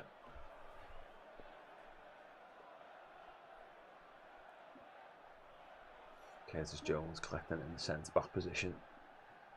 Gives it to Van Dijk. And Leeds have got a good structure, but well, great pass through the legs. Oh, that's just a What the fuck? McAllister! Szoboszlai! Dominic Szoboszlai!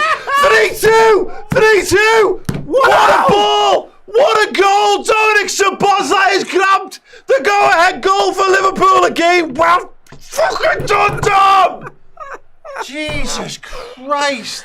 You are putting me through the fucking ringer tonight, Reds. Will you just fucking not concede now, please? I can't take any more of this. Great play from Liverpool. So composed. I just wondered whether we were just going to just go back into that notion of just knocking the ball side to side. Great ball forward. Gravenberch does really, really well here. It's an a fabulous unbelievable step ball. over from McAllister, and Szoboszlai with the finish. Well done. And he took it simply, didn't Bravery. he? He just passed the ball into the back of the net. And as you say, the step over from McAllister, knew exactly where his teammate was, and Perry can do fuck all about that. Yeah. Oh, I love that. It's so simple. Easy, mate. So just, simple. Just pass it and then you shoot at the goal. Yeah, I mean, again, Shots on old target, Cozy. mate. Just to bring old Cozy super chat back. Must coincidental. The shots on target leads to goals. Who'd have thought that? I know, wild, right? Really need Right, Endo 10 minutes. Endo. I want Endo. No, I want 4. Yeah, again. Wild. I like the fact, we'll see how, obviously there's still loads of time for us to fuck this up, Chris, but taking ownership on the pitch, Curtis Jones got to get back to shot. Save Vision of Alisson Tim Becker. Flowers in my head then when he hit that, you know. Had all the hallmarks of that. Good God. Right, everyone breathe. Ekatike. He's done. Ekatike here, isn't he? Absolutely done. That is the push of a tired man. It was like the boxing episode of The Simpsons where Homer's thing is to like just basically make everyone punch themselves out. Ekatike looks like he's been punched out there. Right, What the fuck's that too? It was Isak coming on. Was that Endo as well? I hope it was Endo. I'm all in on Endo. All my chips are on the table, Paul. Get in, Endo! Yeah, but where is he going to play? If he does that thing he did against Chelsea, take Canate off and shove Endo in at the back. If he does that thing he did against Chelsea where he starts marauding down the right wing, I'm going to lose my shit. Well done, Maka. That's so intelligent. Oh, that's well played. Come on, keep possession. There of the you go. football. Well done, Joe Gomez. That's lovely. Love that. Oh yeah. Take the ball, keep the ball, pass the ball. Twat the ball forward. Yeah, swat the ball aimlessly forwards and concede possession. No joke. No. He wins a throw. Well, yeah. Ekatike looks absolutely. He looks tired. He looks doesn't he? wet, doesn't he? Yeah. Saturated. So Isak and Endo on. Gakpo for Endo.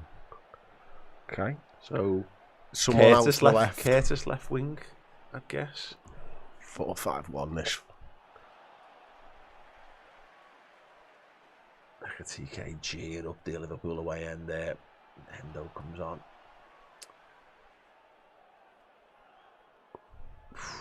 Yeah, good old performance from Ekatike today. Led the line really, really well. did the neat and tidy link-up stuff, but also, just being a number 9 in the right place at the right time.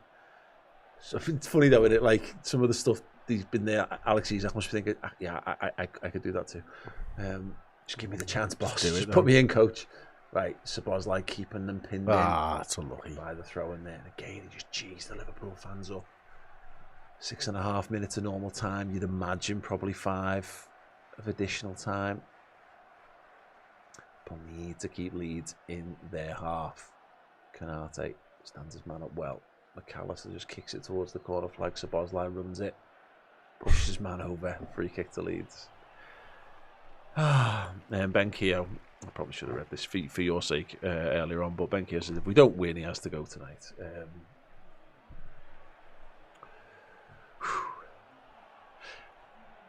It's the point. I like the fact that Liverpool players sorted that out on the pitch there. Yeah, without the manager having to step in.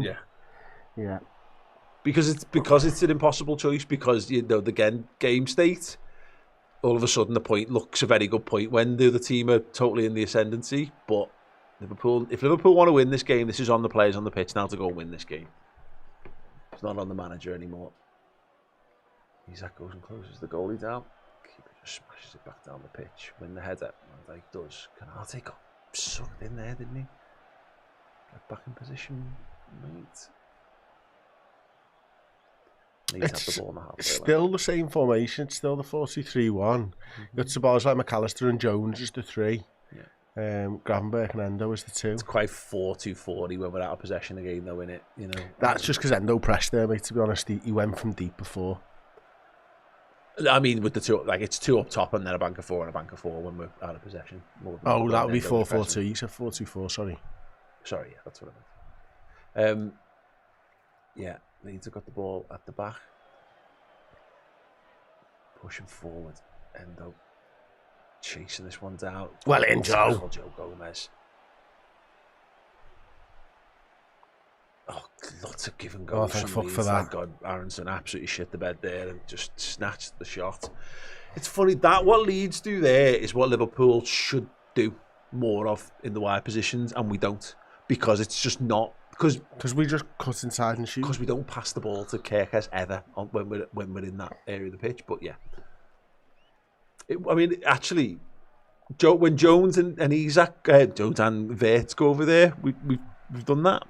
But yeah, we've got 2 players over there. You just need a third to make that work. And yeah, Gakpo and Kerkez to actually pass the ball to each other. Anyway, Leeds have possession in their half. Isak and McAllister side by side on the halfway line, leads into Liverpool territory. Don't overcommit here. Aronson's got over to that right hand side. Van Dijk goes there, sand wedges that one out for an 8th throw in. Oh, it's edgy this, isn't it? Another Leeds substitution. We're going for this one. How many minutes do you reckon here? I think 6 or gotta 7. Be 5 at least. 5. Probably looking at now that's 6, maybe. Is that 6 or 7 subs now in total? So yeah, 6 minutes maybe.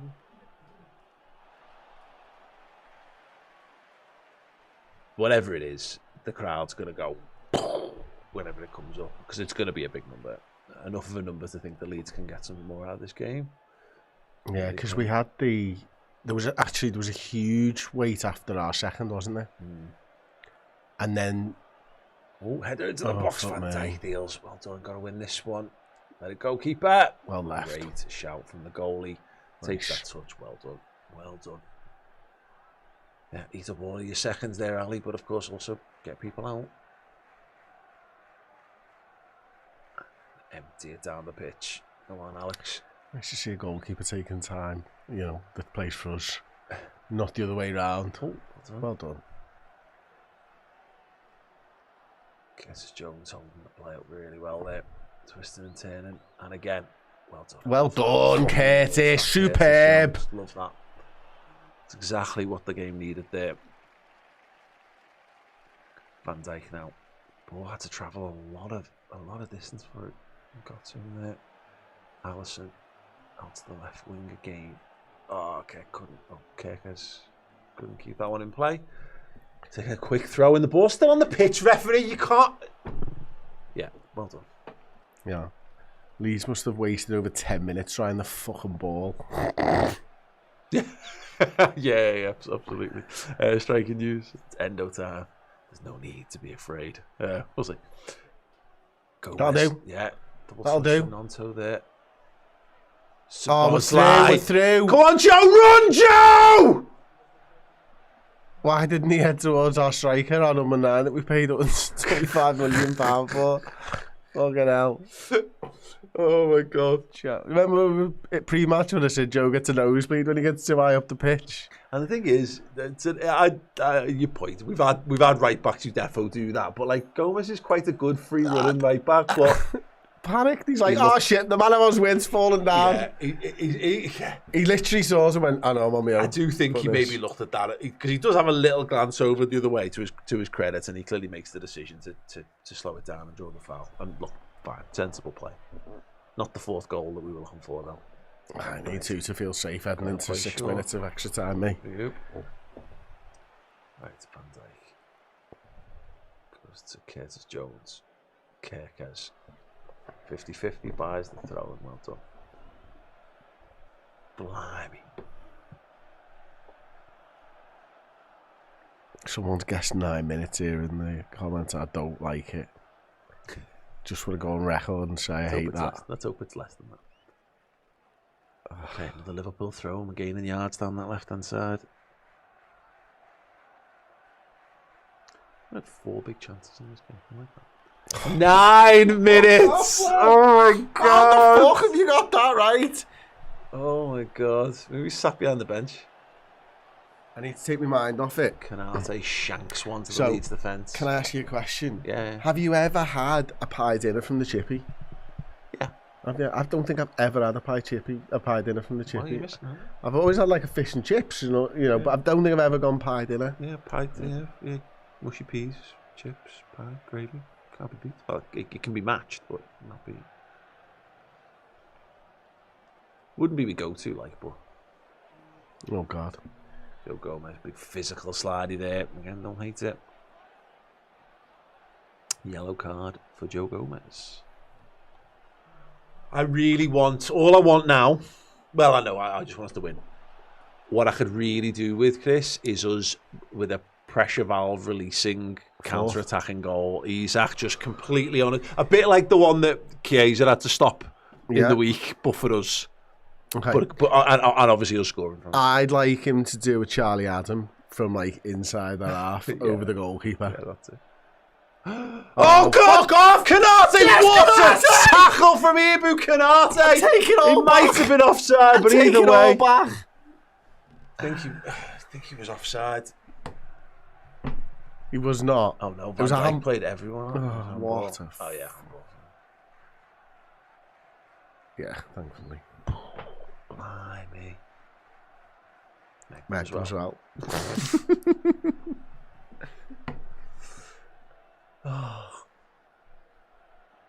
Okay, Alisson taking his time on the goal kick, on the free kick. Fine with that. And was that one long to the left wing?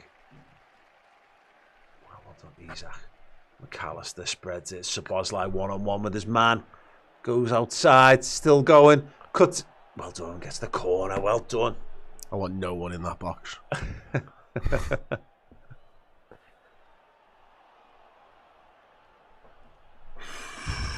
God Lord, I haven't played a song in this whole game with all I can't bring myself to. Come on, Liverpool, just put it to bed. Man of the match for Dominic Szoboszlai. Oh, he'd had to give it Ekitike for his 2 goals. Giving it to Endo to warrior it in the corner. Oh, yes. Love a bit of that, Yeah, just use that gum shield. Throw in to Liverpool. Gomez is obviously our long throw-in taker. Are they going to do something with this? One more sub for Leeds. Jaden Bogle off for 4. That looks like a spelling mistake there. He's got too many A's in his name and the W's don't go like that. I've got no idea. Sebastian. It's like in the the expanded universe Star Wars stuff where if you're a clone, they put like an extra U or something in the names.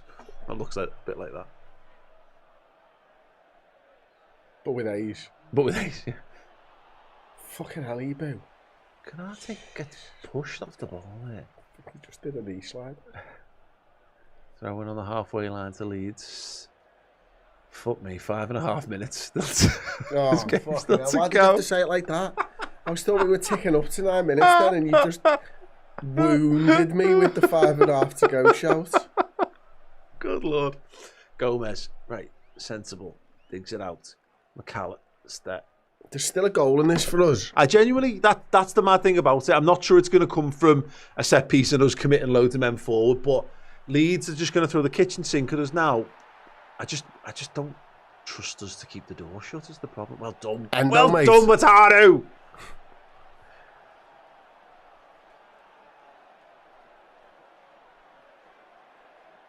Oh, this is what I don't like. Forward.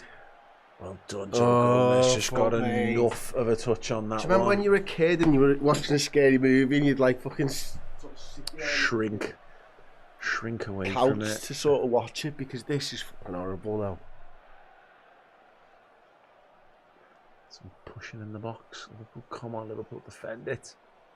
Headed at the edge of the box now. It's away for the moment. But why Kirker's got to get closer to his man here. Well done. On the corner. Corner to Leeds. Come on, Liverpool, defend this one as well. Another in swinger. 4 minutes left. Oh, it's gone through everyone. It did. 3-3. Motherfucker. It's just how we've not got contact on that. Alisson How gets... shit are we at defending fucking set pieces, by the way? We are the fucking worst. Fucking hell! What? It just looks Why like the fuck do we even bother? They're shit at it. Yeah. I mean, yeah, I need to see that again. Like, it looks like it should be Alisson's ball all day long. How it ends up at a Leeds player running in at the back post is mad. Absolutely crazy. I mean, you know, there's still 3 minutes of football still to be played. Good lord. That's what I'm scared of, Paul. Paul. To lose this one. Fucking hell, mate. He's holding on to the ball like something's happening. Yeah. Is there a foul in the penalty area from somebody? Please save The us. referee's never going to Please save save us. us. Anthony Taylor's doing no favours for us here. Let's have a look at this one.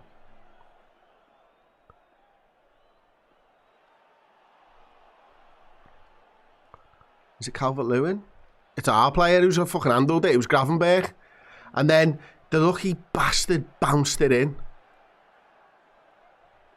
Yeah, it's mad that it hits Gravenberg. Gravenberg's hand takes all the sting out of it and lays it on a plate. He can put fucking backspin on it for him. Good God. You know it's bad when Endo doesn't even save us.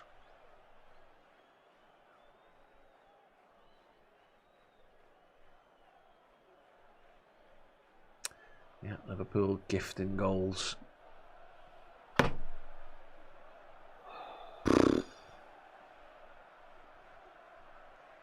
Oh, Alex what the fuck Isak even happened? had an effort on goal. No idea how it came about, but it missed.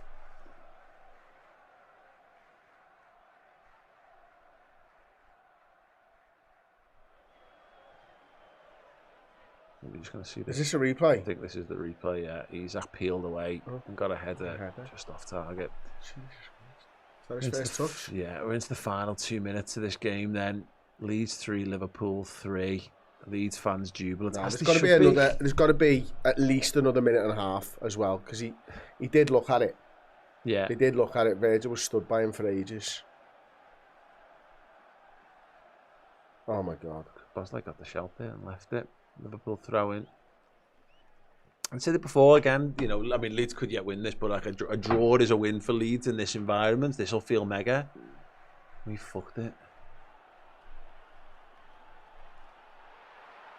And last minute of the game, Liverpool get a throw in inside Leeds territory.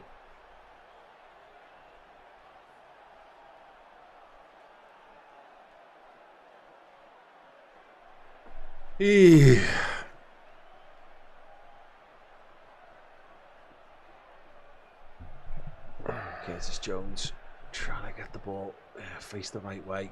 Tries to pass it to Endo, fails. It's the wrong man to be passing to in that situation, unfortunately. I mean, it's all well and good getting Endo on to like. Oh, fuck me. Go on, Veg. Deal with it, lads. Virgin Van Dijk kicks it out for a throw. Oh, God, a long and throw. you know what? But he's done that, Chris, because in any other situation, Van Dijk drops the shoulder and goes the other way. He can't.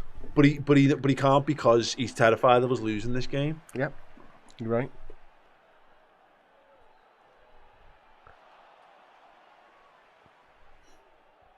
Was he telling them that I'm not on the pitch? So, please just. Are they just going to hold it and see the clock out? They probably should do. I'd whip one more in if I were them, because anything could fucking happen. They might as well. They're just going to piss this away. Oh, or not. The Leeds fans booing because they're not going for it. They're pissing it away. I don't understand. Oh no. They don't make the cross. Throw into Leeds again. Not what Liverpool wants. 30 seconds over the additional time. How much longer will Anthony Taylor go on this one? Can't be long left now. God.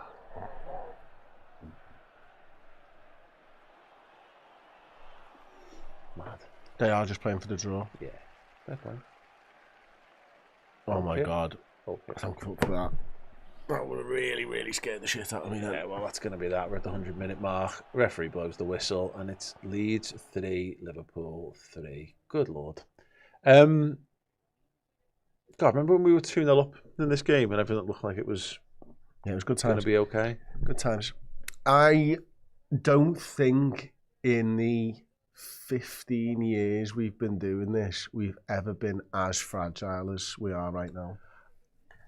I mean, we've lose 6 home games back to back in the COVID season, and that's the only time I can think that's even remotely like that. Yeah, I just think we're worse. But we had no centre halves, you know. At that time. We are so scared at the moment. We're so lacking confidence when the other team gets anything out of us. We are fine when everything's going well, but it's never it's not going to go well for you for 90 minutes. It's not this season for us for 90 minutes, and we just can't seem to back ourselves to get ourselves out of these bad situations. And it's like a self-fulfilling prophecy at the moment. It's just the more it's happening, the more it's happening, the more it's happening.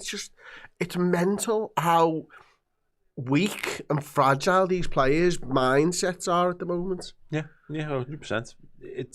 And inevitably, it's going to all turn back to the manager and all this kind of stuff.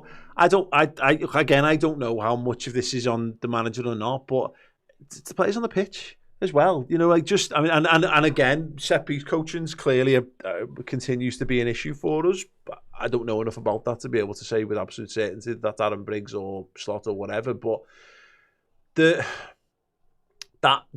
confidence on the pitch, you need.